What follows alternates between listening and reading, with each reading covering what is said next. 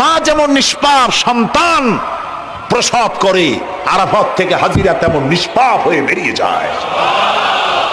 আল্লাহর হস্তে আপনারা এই তুলনাটা কেউ করবেন না। বলবেন অনেক বড় সমাবেশ হয়েছে, লক্ষ লক্ষ লোক হয়েছে, বাস শেষ। এটা দ্বিতীয় সমাবেশ, আরাফাতের পরের এটা দ্বিতীয় স্থান অবলম্বন করেছে, এইসব বাজে কথা আর একদিনও বলবেন না। মহাবে আদমি যদি কেউ বলে থাকেন আস্তাগফিরুল্লাহ পড়েন আস্তাগফিরুল্লাহ। আল্লাহ সবাইকে ক্ষমা করুন, বলুন আমি।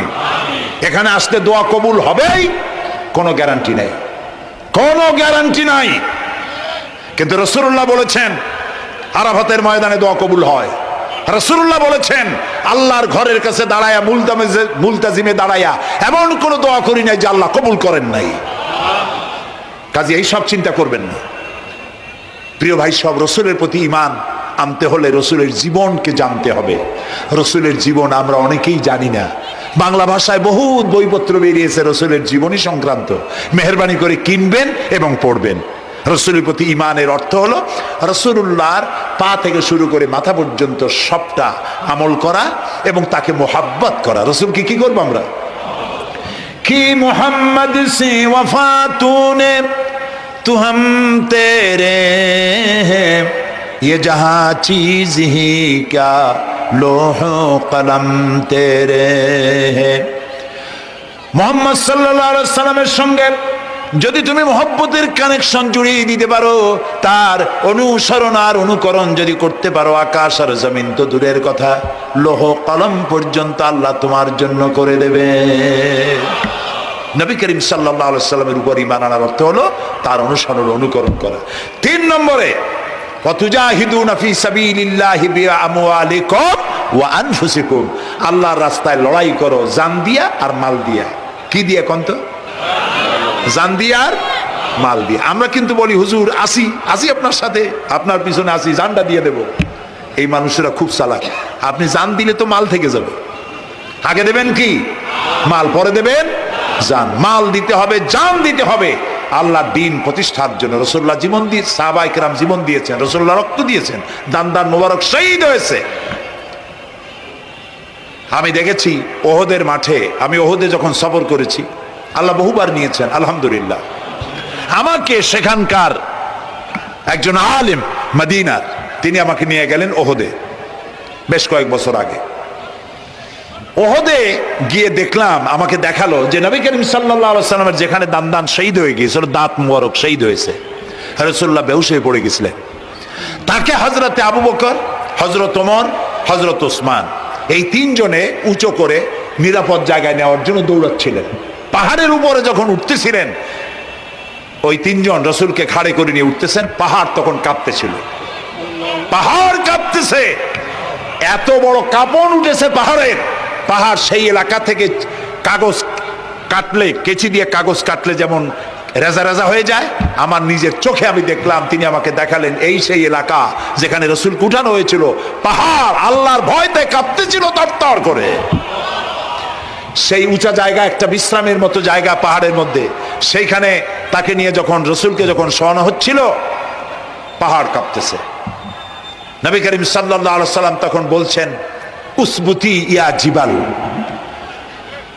উসবুতি ইয়া জিবাল, ইন্নাকা আলাইয়া নবিয়্যান ওয়াস সিদ্দিকিন ওয়াস শাহীদাইন। হে পাহাড়, উসবুতি ইয়া জিবাল, হে পাহাড় থেমে যা, তোর উপর আল্লাহর নবী, তোর উপরে সিদ্দিক আর 2 জন শহীদ দাঁড়িয়ে আছে, থেমে যা। পাহাড় থেমে গেল। সিদ্দিক হযরত আবু বকর, 2 জন শহীদ তোর উপরে, হযরতে ওমর, হযরতে ওসমান রাদিয়াল্লাহু তাআলা আনহুমা। কবে শহীদ হবে? রাসূলুল্লাহ আজকে বলতেছেন তোর উপরে 2 জন শহীদ দাঁড়িয়ে আছে। এইভাবে কষ্ট করেছেন নবীজি, ক্ষুধায় কষ্ট করেছেন, যুদ্ধ করেছেন। তবে সেই যুদ্ধ আক্রমণাত্মক ছিল না, ডিফেন্সিভ ছিল। আক্রমণকে প্রতিহত করার জন্য তিনি লড়েছেন। প্রিয় ভাই সব, এত কষ্ট করার পর তিনি যে দ্বীন কায়েম করে গিয়েছিলেন, আল্লাহ তাআলা বলছেন ওয়াতুজাহিদুনা ফি সাবিলিল্লাহি, আল্লাহর রাস্তায় লড়াই করো জান দিয়ে আর মাল দিয়ে আমার দ্বীনকে প্রতিষ্ঠা করার জন্য। যদি তোমরা ইসলাম বুঝে থাকো এরই মধ্যে তোমাদের জন্য কল্যাণ নিহিত রয়েছে। সুবহানাল্লাহ বলেন, এরই মধ্যে কল্যাণ। সুতরাং শুধু টুপি মাথায় দিয়ে নামাজ পড়লেই হবে না, নামাজও পড়তে হবে, আল্লাহর হুকুম হাকাম মানতে হবে, রোজাও রাখতে হবে, হজও করতে হবে, যাকাতও দিতে হবে, স্ত্রীকে পর্দায় রাখতে হবে, আমলে আখলাকে, সিরাতে সুরাতে, চলনে বলনে, ব্যবসায় বাণিজ্যে, বক্তৃতায়, রাজনীতি, অর্থনীতি, সমাজনীতি, সব জায়গায় আল্লাহ এবং রসুলের পূর্ণাঙ্গ আনুগত্য করার নামই হলো মুসলমান হয়ে যাওয়া। সুবহানাল্লাহ। এই মুসলমান হইতে পারবো আমরা? আল্লাহ যেন তৌফিক দেখো না, আমিন। সবাই বলেন আমিন। আমি এখন আপনাদের নিয়ে মোনাজাত করবো। মোনাজাতের আদব বসা, দাঁড়ানো ভাইয়ের একটু বসেন। এই যত মানুষ দাঁড়ায় আছেন মেহেরবানি করে একটু বসেন। আমি কিন্তু একবারও বলিনি আপনারা বসেন। দাঁড়ানো ভাইরা মেহেরবানি করে বসেন, মোনাজাত করবো আপনাদের নিয়ে। প্রায় 2 লক্ষ লোক মারা গেছে ভূমিকম্পে, আর 1 লাখের উপরে নিখোঁজ। তাদের জন্য দোয়া করবেন না? যে আল্লাহ আমাদের বাঁচাই দিলেন তাদের জন্য, তার জন্য দোয়া শুকর আদায় করবেন না? সুতরাং বসেন, বসতে বলছি, দাঁড়াতে বলিনি। মোনাজাতের জন্য সবাই বসেন, আর একটু জোরে সরে জিকির করেন, লা ইলাহা লা ইলাহা।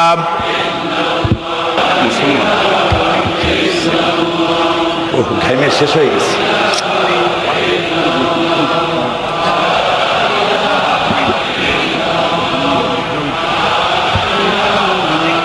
বয়স কত? 18, 20। বাড়ি কোথায়?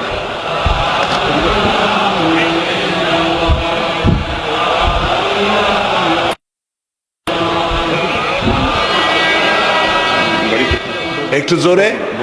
মাবুদ নাই, উপাস্য নাই, মুহাম্মদ সাল্লাল্লাহু আলাইহি ওয়াসাল্লাম আল্লাহর প্রেরিত রাসূল।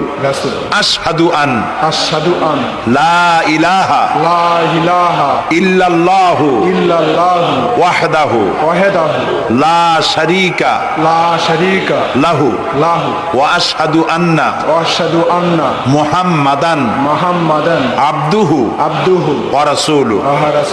আমি সাক্ষ্য দিচ্ছি আল্লাহ ছাড়া কোনো ইলাহ নাই, মাবুদ নাই, উপাস্য নাই।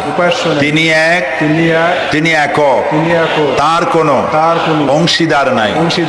আমি আরো সাক্ষ্য দিচ্ছি মুহাম্মদ সাল্লাল্লাহু আলাইহি ওয়াসাল্লাম আল্লাহর বান্দা এবং তার প্রেরিত রাসূল। বলো আসসালামু আলাইকুম। আপনারা জবাব দেন। এই ছেলেটি এখন আমাদের মধ্যে নিষ্পাপ। আমাদের সকলের আমলনামায় পাপ আছে।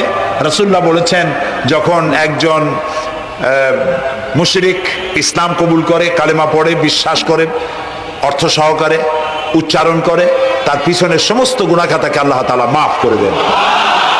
সুতরাং আমরা তার জন্য দোয়া করি, আল্লাহ যেন তাকে খাঁটি মুসলমান বানায় দেন। আমরা সবাই বলি আমিন। বসুন। প্রিয় ভাই সব, মোনাজাতের পর এশার আজান হবে। আমরা বা জামাত এশার নামাজ পড়ে যাব ইনশাআল্লাহ। বলেন ইনশাআল্লাহ। এত বড় জামাত আমরা কোথাও পাবো না, এবং জীবনে আরেকটা জামাত এরকম পাবো তার কোনো নিশ্চয়তাও নাই। ঠিক না ভাই? নামাজ আমরা আদায় করে যাব 5 ওয়াক্ত। কি বলে, এখানে সারা জীবন 5 ওয়াক্ত নামাজ সঠিকভাবে আদায় করব, আর এশার নামাজ আমরা এখানে জামাতে আদায় করে যাব। আর এই বিশাল মাহফিল তৈরি করতে অনেক খরচ হয়েছে। আপনারা নিশ্চয়ই দেখতে পান এত বড় প্যান্ডেল করতে কত টাকা খরচ হতে পারে, এবং তারা প্রচেষ্টা করেছে। আপনারা এই লাইটিং, মাইকিং, প্যান্ডেল, স্টেজ, তারপরে পোস্টার, গেট ইত্যাদি তৈরি করতে বহু টাকা খরচ হয়েছে। আপনারা যাওয়ার সময় মেহেরবানি করে তাদেরকে চতুর্দিকে ড্রাম এবং চাদর নিয়ে লোকেরা দাঁড়িয়ে থাকবে। আপনারা আল্লাহর হস্তে তাদেরকে কিছু সহযোগিতা করে যাবেন। রাজি আছেন? আপনারা রাজি আছেন? আল্লাহ আপনাদেরকে তৌফিক দিন। মা বোনেরা যারা এসছেন, মা বোনদের জন্য আজকে তেমন কোনো কথা বলতে পারলাম না, তবে যা বলেছি নারী এবং পুরুষ সকলের জন্য সমভাবে প্রযোজ্য। আপনাদের জন্য একটু বেশি করতে হবে। এই রাসূলুল্লাহ বলেছেন, আল মারআতু ইজা সাল্লাত খামসাহা ওয়া সামাত শাহরাহা ওয়া আতাআত বালাহা ওয়া আহসানাত ফারজাহা।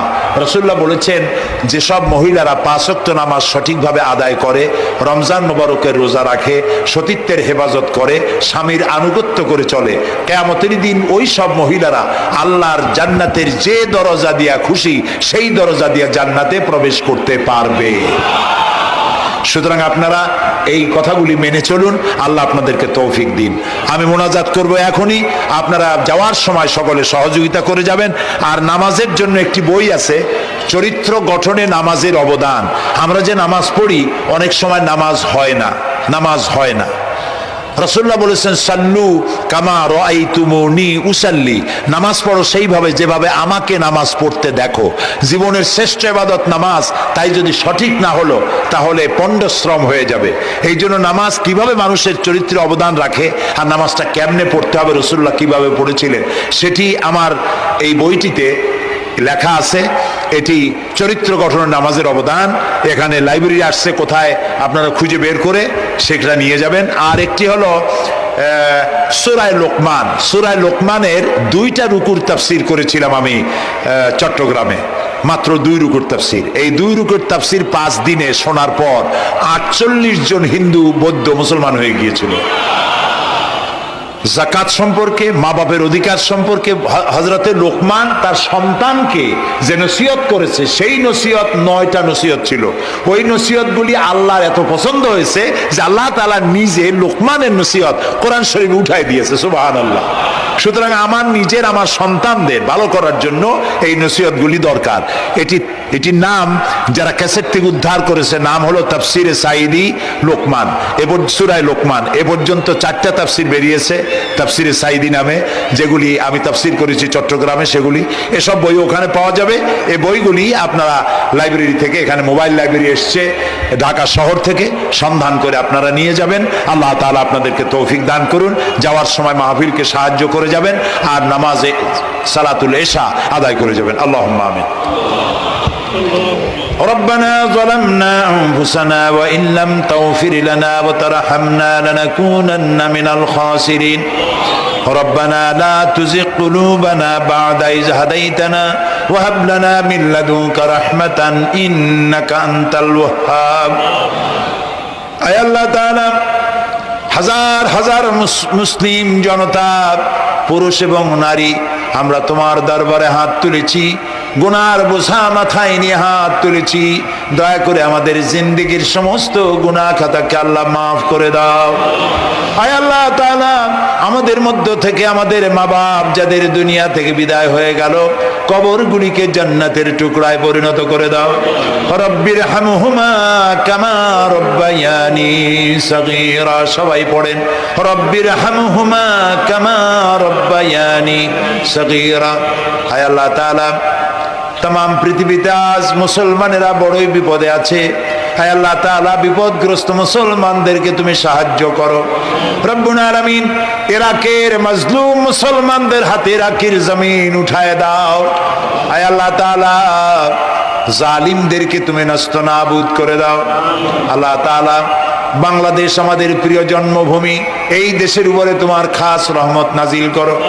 হায় আল্লাহ তাআলা, ভূমিকম্পে আশেপাশের দেশগুলির মারাত্মক ক্ষতি হয়ে গেল। আল্লাহ তাআলা, তুমি আমাদেরকে দয়া করে বাঁচাই দিয়েছো। কিয়ামত পর্যন্ত আসমান আর জমিনের সব মুসিবত থেকে আমাদের দেশকে তুমি হেফাজত করো রব্বুল আলামিন। আমাদের স্ত্রী পুত্র পরিজন যাদেরকে তুমি দান করেছো, সবগুলিকে দিনদার, ইমানদার, নামাজি মুসলমান বানাইয়া দাও। আয় আল্লাহ তাআলা, এই মাহফিলের আয়োজন যারা করেছেন, কষ্ট করেছেন, পয়সা দিয়েছেন এবং দেবেন, সকলকে আল্লাহ তাআলা ইমানে কামেল সকলকে দিয়ে দাও। আমাদেরকে তোমার মকবুল বান্দাদের মধ্যে শামিল করে নাও। আল্লাহ তাআলা, যারা হজে চলে গেছেন, যারা রাস্তায় আছেন যাওয়ার পথে, এবং আরো যারা যাবেন, আল্লাহ তাআলা সকলের যাতায়াত আসান করে দাও, সকলের হজকে কবুল করে নাও। যারা হজ করেন নাই, এই মাঠে আজকে যারা উপস্থিত, মন চায় যেতে, আল্লাহ তাআলা তাদেরকে যাওয়ার ব্যবস্থা করে দাও। আল্লাহ তাআলা, মা বোন যারা এসেছেন, মা বোনদের গুনাহ খাতাকে মাফ করে দাও, মা বোনদের অসুখ ব্যাধি মাফ করে দাও, তাদের কেমন আমল করার তৌফিক দাও, যাতে করে কিয়ামতে হযরতে আয়েশা খাদিজার সঙ্গে আসর নসিব হয়ে যায়।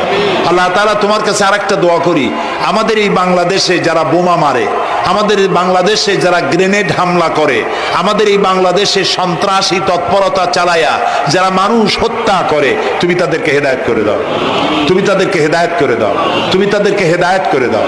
আল্লাহ তাআলা, তোমার ইলমে যদি জানা থাকে ওদের নসিবে হেদায়েত নাই, তাহলে হামান, নমরুদ, সাদ্দাত, ফেরাউন এগুলারে যেমনে তুমি ধ্বংস করছো, বাংলাদেশে যারা গ্রেনেড হামলা করে, বোমা হামলা করে, মানুষ খুন করে, ওদেরকে গজব দিয়া, লানত দিয়া বাংলাদেশ থেকে চিরকালের জন্য বিদায় করে দাও। যারা বাংলাদেশে নৈরাজ্য সৃষ্টি করে, আল্লাহ তাদেরকে গজব দিয়া বিদায় করে দাও। হয় তারা হেদায়েত হোক, না হয় এই শয়তানদের হাত থেকে আমাদের দেশকে আল্লাহ তুমি রক্ষা করো। রব্বুল আলামিন, টঙ্গী বিরাট শ্রমিক এরিয়া, আল্লাহ তাআলা শ্রমিকদের স্বাস্থ্য ভালো রাখো, তাদের সকলকে নামাজ আদায় করার তৌফিক দাও। আল্লাহ তাআলা তাদের অভাব অভিযোগ দূর করে দাও। 4 দলীয় ঐক্য জোটের এই সরকারকে ইসলামের পক্ষে থাকার কাজ করার তৌফিক দান করে দাও। যত ওয়াদা নির্বাচনের আগে করেছিল, সবগুলি ওয়াদা অক্ষরে অক্ষরে পালন করার তৌফিক দিয়ে দাও। আমি কয়েক সেকেন্ড আপনাদের জন্য ছেড়ে দিলাম। মাথা নিচু করে, চক্ষু বন্ধ করে, যার যা চাওয়ার দরকার আল্লাহর কাছে চান। এই বিশাল মাহফিলে আল্লাহ তাআলা দোয়া কবুল করবেন ইনশাআল্লাহ।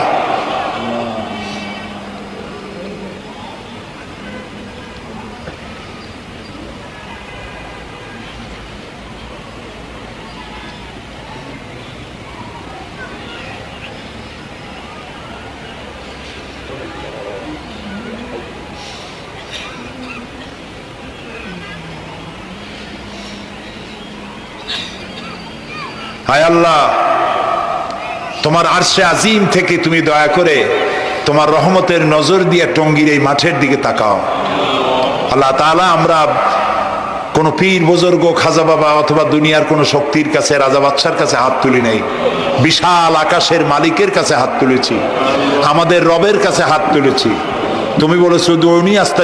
আল্লাহ পাকের দরবারে আমরা শুকরিয়া আদায় করছি যে চট্টগ্রাম তাফসীরুল কোরআন মাহফিল বিগত 18 বছর, এবার 19 পড়লো নাকি? হ্যাঁ 19তম বছর আমার হিসাবে। এবার 19তম বছর পালিত হচ্ছে। মহাকালের তুলনায় 19টি বছর কিছুই না, কিন্তু কোরআনে কারিমের বরকতে চট্টগ্রাম তাফসীরুল কোরআন মাহফিল এবারটা নিয়ে 19 বছরে পদার্পণ করলো, এবং এর মাধ্যমে অসংখ্য মানুষের মন মস্তিষ্কের ভেতরে কোরআনে কারিমের আজমত, কোরআনে কারিমের মোহাব্বত, কোরআনে কারিমকে অনুসরণ করার, কোরআনে কারিমের রাষ্ট্র পরিচালনার জন্যে যোগ্যতা, তৌফিক আল্লাহ পাক তার বান্দাদের মধ্যে দিয়েছেন। এবং চট্টগ্রাম তাফসীরুল কোরআন মাহফিল আল্লাহ পাকের পক্ষ থেকে কোরআনের বরকতে এক আম মকবুলিয়ত হাসিল করেছে। এটা কোরআনে কারিমের বরকত, আর কিছুই না। আমরা কোরআনে কারিমের আলোচনা শুনতে এসেছি আজকে এমন এক সময় যখন গোটা পৃথিবী, গোটা বিশ্বে মুসলমানরা সবচেয়ে বেশি নির্যাতিত, গোটা বিশ্বের মুসলমানেরা সবচেয়ে বেশি নির্যাতিত, নিগৃহীত। Bosnia, Chechnya, Eritrea, Somalia, Philippine, Burma, Kashmir, গোটা পৃথিবীর সর্বত্র মুসলমানেরা আজ সবচাইতে বেশি নির্যাতিত, অবহেলিত, ঘৃণিত, নিন্দিত, নিগৃহীত হচ্ছে। আজকে বিশ্বব্যাপী মুসলমানদের উপর এই যে আযাব এবং গজব এসেছে, এর একমাত্র কারণ কোরআনে কারীম থেকে দূরে সরে যাওয়া। মহাকবি আল্লামা ইকবাল কি সুন্দর করেই না বলেছেন, वो ज़माना में मुअज़्ज़ज़ थे मुसलमान होकर, वो ज़माना में मुअज़्ज़ज़ थे मुसलमान होकर, और तुम खार बने हो तारिके कुरान होकर। সে যুগে তো মুসলমানেরা কোরআনকে সম্মান করার কারণেই তাদের মর্যাদা বেড়েছিল, বিশ্বব্যাপী তাদের বিজয় কেতন উড়েছিল, গোটা বিশ্বের অর্ধেকটা পৃথিবী তাদের করতলগত হয়েছিল, দুনিয়া তাদেরকে সালাম করত, সম্মান করত। আর আজ যদি আমরা বেইজ্জত হয়ে থাকি, লাঞ্ছিত হয়ে থাকি, তাহলে তার একমাত্র কারণ হচ্ছে কোরআনে কারীমের মূল শিক্ষা থেকে দূরে সরে যাওয়া। এ কারণেই আজ আমাদের উপরে আযাব এবং গজব এসেছে। কোরআনে কারীমের সমাজই পারে মানুষকে ভালো বানাতে, কোরআন পারে মানুষকে চরিত্রবান বানাতে, কোরআন পারে মানুষের মধ্যে মানুষের প্রতি ভালোবাসা, প্রেম, মহব্বত সৃষ্টি করে দিতে, বিশ্ব ভ্রাতৃত্বের সৃষ্টি করতে, সাদা কালোর ব্যবধান দূর করতে। কোরআন পারে নারীর অধিকার দিতে, কোরআন পারে শ্রমিকের শ্রমের মূল্য দিতে। কোরআনের সমাজ পারে গোটা বিশ্বের ভিতরে দল মত জাতি ধর্ম নির্বিশেষে গোটা বিশ্ববাসীকে একই পরিবারভুক্ত করে দিতে পারে, শান্তিপূর্ণ একটি পরিবেশ সৃষ্টি করে দিতে পারে কেবলমাত্র কোরআন, একমাত্র কোরআন, শুধুমাত্র কোরআন। ঠিক কিনা বলুন?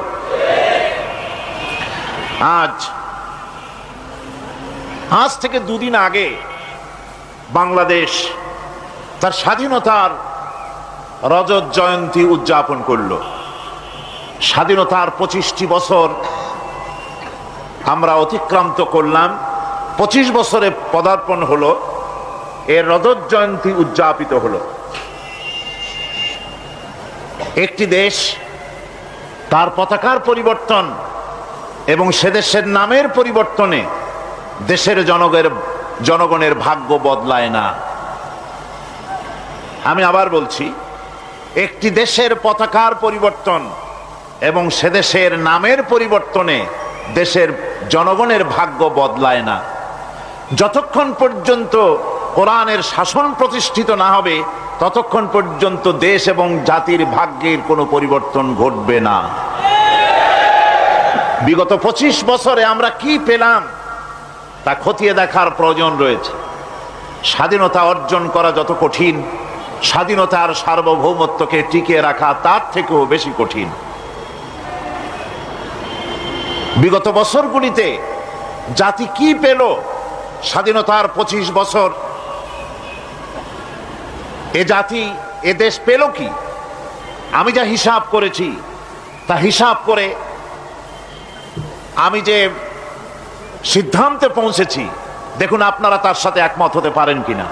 আমার মনে হয় বিগত 25 বছরে আমরা যা পেয়েছি তাহলে দেশে অসংখ্য হাইজাকার পেয়েছি, অসংখ্য সন্ত্রাসী পেয়েছি, মুনাফাখোর পেয়েছি, চোরাকারবারি পেয়েছি, চোর পেয়েছি, ডাকাত পেয়েছি, লুটেরা পেয়েছি, নারী হত্যাকারী পেয়েছি, অগ্নিসংযোগকারী পেয়েছি, আর গোটা দেশের সমস্ত বিশ্ববিদ্যালয়গুলিকে রণাঙ্গন হতে দেখেছি। কলেজগুলি, বিশ্ববিদ্যালয়গুলি আজ রীতিমতো এক রণাঙ্গন, মিনি ক্যান্টনমেন্টে পরিণত হয়েছে। শান্তি আজ কোথাও নাই। তাই আমি বলি, আমার মনে হয় যেন শান্তি কোনো এক ব্যক্তির নাম ছিল। বেচারা শান্তি মরেছে, ওর বাবাও মরেছে, ওর মায়েরও কুলখানি আর চল্লিশা সব শেষ হয়ে গেছে। এখন আর শান্তির বাড়িতে বাতি জ্বালাবার মতো কেউ নাই। এই যে দুরবস্থার সৃষ্টি হলো গোটা বাংলাদেশ জুড়ে, ব্যক্তিতে, পরিবারে, সমাজে, বাজারে, ঘাটে, রাজনীতিতে, না কোথায় জন্ডিসটি শুধু এরশাদ সাহেবের হয় নাই, জন্ডিস আক্রান্ত হয়েছে বাংলাদেশের সমস্ত রাজনীতির অঙ্গনে। দেশের স্কুলগুলি, কলেজগুলি মারামারির এক বিরাট আখড়ায় পরিণত হয়ে গিয়েছে। যারা রক্ষক তারাই যদি হয় ভক্ষক, এর চাইতে দুঃখের আর কিছুই হয় না। মনে করেন এই প্যারেড ময়দান হয় যদি এক বেগুনের ক্ষেত, আর চতুর্দিকে যদি বেড়া দেওয়া হয় ছাগল গরু যাতে ভেতরে ঢুকতে না পারে, এজন্য বেড়া দেওয়া হলো। এখন ছাগল গরু আর আসবে কখন? খোদ বেড়াই বেগুন খাওয়া শুরু করে যদি দেয়, তাহলে যারে দিয়া ভূত ছাড়াবেন তারই যদি ভূতি ধরে, তাহলে তো আর কোনো উপায় থাকে না। সুতরাং আজ প্রশাসন, পুলিশ তারা নিজেরা নিজেদের দায়িত্ব পালন করতে ব্যর্থ হচ্ছেন। আজকের পত্রিকাগুলি দেখে এমন কোন বিবেকবান মানুষ নাই যার ভিতরে বিবেক আছে, এমন কোন বিবেকবান মানুষ নাই যে কোনো দলের হোক, মতের হোক, তার চিন্তায় মাথা হেট হয়ে যাবে দেশ কোথায় যাচ্ছে। ময়মনসিংহ কৃষি বিশ্ববিদ্যালয় ঘুমন্ত নিরপরাধ ছাত্রদের উপরে যে হামলা হলো সরকারের ছত্রছায়ায়, তা ইতিহাসের বর্বরতার ইতিহাসকে ম্লান করে দিয়েছে। মধ্যযুগীয় বর্বরতার কায়দায় ইটের উপরে মাথা রেখে আর একটা ইট দিয়ে ঘা দিতে দিতে জীবন্ত মানুষের মাথাকে থেতলিয়ে দিয়েছে, আর পাশে দাঁড়িয়ে পুলিশ নীরব দর্শকের ভূমিকা পালন করছেন। এরপরে পুলিশ এলো, 4 জন লোক একটা একটা করে শিবিরের 4টা তাজা গোলাপ ফুল পৃথিবী থেকে সরিয়ে দেওয়া হলো, আর পুলিশ এসে মজলুম শিবিরের ছেলেগুলিকেই গ্রেফতার করলো। সুতরাং আজকে যে দুরবস্থার সৃষ্টি হয়েছে, আমি মনে করি প্রশাসন এবং পুলিশ কর্তৃপক্ষ তারা তাদের দায়িত্ব পালন করতে পারছেন না, চাপে পড়ে। হয়তো যদি তাই হয়, বিবেকের বিরুদ্ধে যদি কাজ করতে হয়, তাহলে তেমন চাকরি ছেড়ে দিয়ে রিক্সা চালায়া জীবিকা নির্বাহ করা অনেক ভালো, আমি মনে করি। আজকে দেশের এই চরম অবস্থার জন্য যারা দায়ী, আমরা শুধু আল্লাহ পাকের কাছে বলবো, রব্বুল আলামিন, এতগুলি মায়ের বুক যারা খালি করলো, তোমার নাম তো শুধু রহমান রহিমই নয়, তোমার নাম তো জব্বার এবং কাহারও। সুতরাং হয় তাদেরকে হেদায়েত করো, নইলে তাদের কবজা থেকে গোটা জাতিকে এবং দেশকে তুমি মুক্ত করে দাও। বন্ধুগণ, এই দুরবস্থার সৃষ্টি কেন হলো? এর কারণ কি? এদেশে মাদ্রাসা এডুকেশন, জেনারেল এডুকেশন, দুটি শিক্ষা ব্যবস্থা সমান্তরালে চলছে। আমাকে বলেন, সন্ত্রাসের কারণে কোন টাইটেল মাদ্রাসা, কোন ফাজেল মাদ্রাসা বন্ধ হয়েছে বলেন আপনারা? ঢাকা আলিয়া মাদ্রাসা মাঝে মধ্যে সন্ত্রাসের কারণে বন্ধ হয়, আর তার কারণ হলো তার পাশে হচ্ছে ইউনিভার্সিটি। সেই বিশ্ববিদ্যালয়ের যারা গুন্ডা প্রকৃতির আছে, তারা অস্ত্রের সাহায্যে শহর দখল করার মতো মাদ্রাসার হোস্টেল দখল করে সেখানে কিছুটা অসুবিধার সৃষ্টি করে। এই একটি মাত্র মাদ্রাসা ছাড়া বাংলাদেশের কোন ফাজেল, কোন কামেল, কোন দাখিল মাদ্রাসাটা সন্ত্রাসের কারণে বন্ধ হয়েছে? আপনারা বলেন, হয়েছে? এ কোনো নজির আছে? নাই। তাহলে বিশ্ববিদ্যালয়, কলেজ এবং এই ধরনের শিক্ষাঙ্গনগুলিতে মারামারি হয়, মাদ্রাসাগুলিতে হয় না কেন? হয় না এই কারণে, যেহেতু মাদ্রাসাগুলিতে পড়ানো হয় কি? আল কোরআন। জোরে বলেন, কি পড়ানো হয়? আল কোরআন। কোরআনে কারীমের বরকতে, এর শিক্ষার মাধ্যমে তাদের ভিতরে চরিত্রের পরিবর্তন হয়ে যায়, মন মানসিকতার ভেতরে আল্লাহর ভয় এবং পরকালে জবাবদিহির অনুভূতি সৃষ্টি হয়। তাই এ শিক্ষায় শিক্ষিত হয়ে যারা বেরোয়, তারা চরিত্রবান হয়, তারা দিনদার হয়, তারা ইমানদার হয়, তারা পরেজগার হয়। আর সেই শিক্ষাটাই বাদ দেওয়া হয়েছে। তাহলে আমি বলতে চাইলাম, বর্তমান যে অবস্থা, এই অবস্থার জন্য একমাত্র দায়ী সেকুলার শিক্ষা ব্যবস্থা, কোরআন হাদিস শিক্ষা ব্যবস্থায় না থাকা এবং কোরআনের শাসন, আল্লাহর আইন আর সৎ লোকের শাসনের অভাবেই আজকের এই দুরবস্থার সৃষ্টি হয়েছে। আমি আপনাদের সামনে এই ভূমিকাটুকুন রাখলাম কোরআনে কারীমের যেখান থেকে আলোচনা করব সেই জায়গা থেকে বলার জন্যে।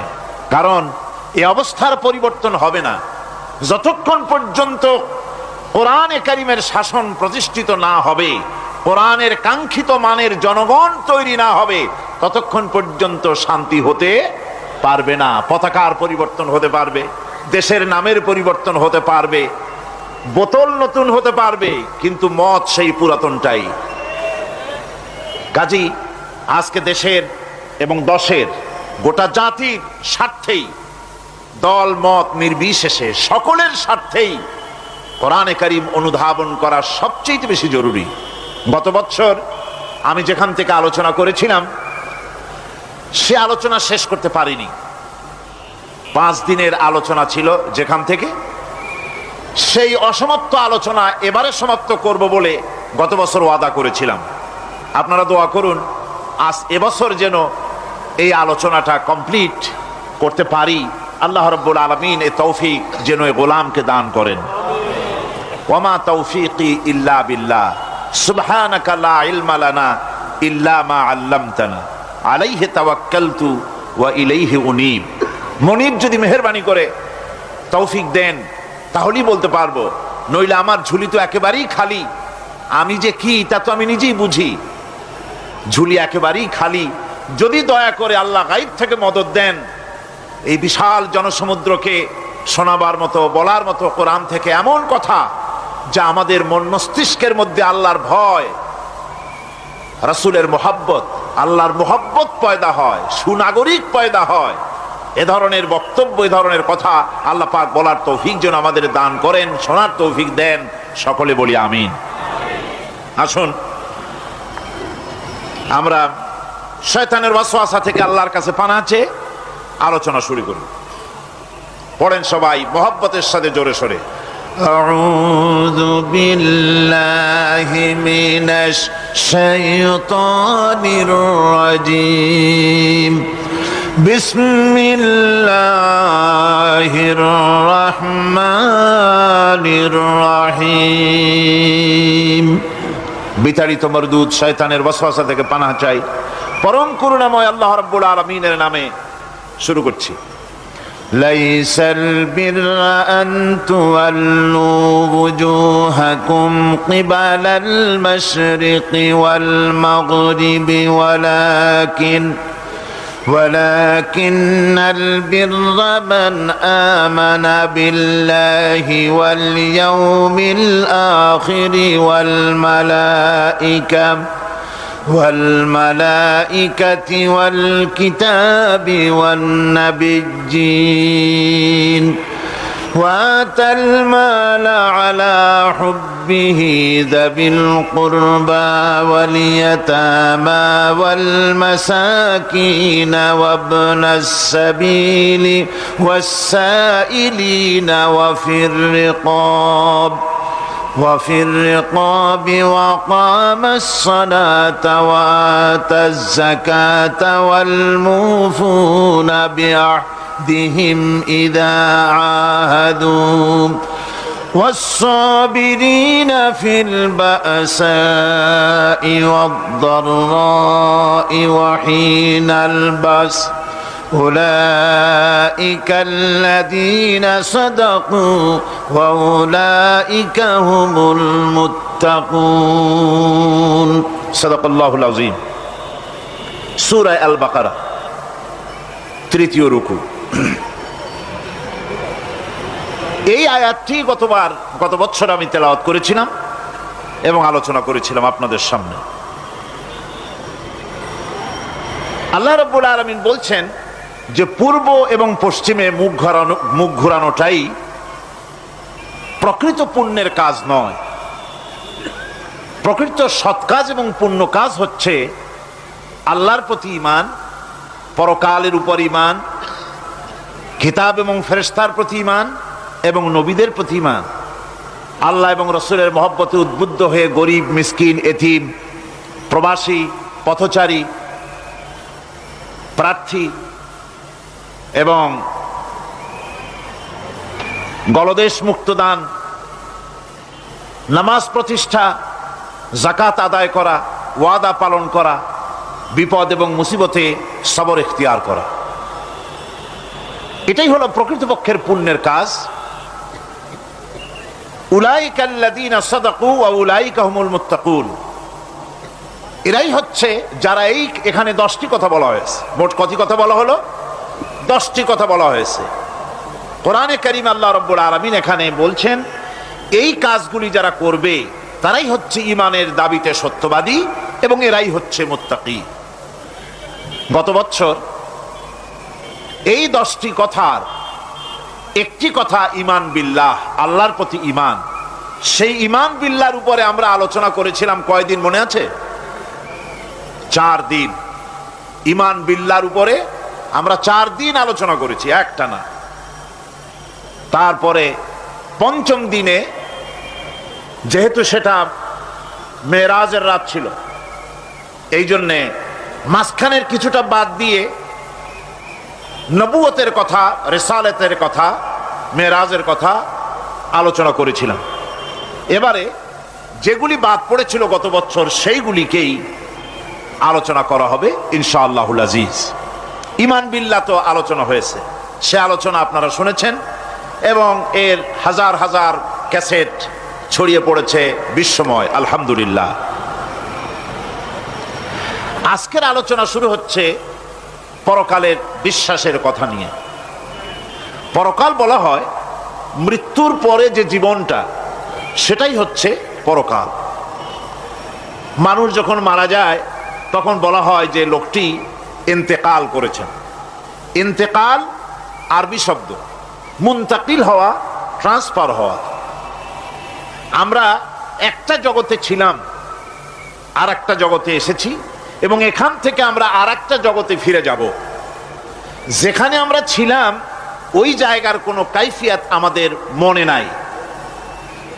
ওইটার নাম হচ্ছে আলমে আরওয়াহ। বলুন তো ওইটার নাম কি? আলমে আরওয়াহ, রুহের জগৎ। রুহের জগৎ থেকে আমরা এসেছি আলমে আসবাবে, বস্তু জগতে এসেছি। এই বস্তু জগৎ থেকে আমরা ট্রান্সফার করব, আমরা বিদায় হব, আমরা মুনতাকিল হব, আমরা ইন্তেকাল করব, চলে যাব আর একটা জগতে। সেই জগতের নাম হচ্ছে আলমে বারজাখ। ওই জায়গাটা, ওই দেশটা কেমন? এ মহব্বত আল্লাহর নাম।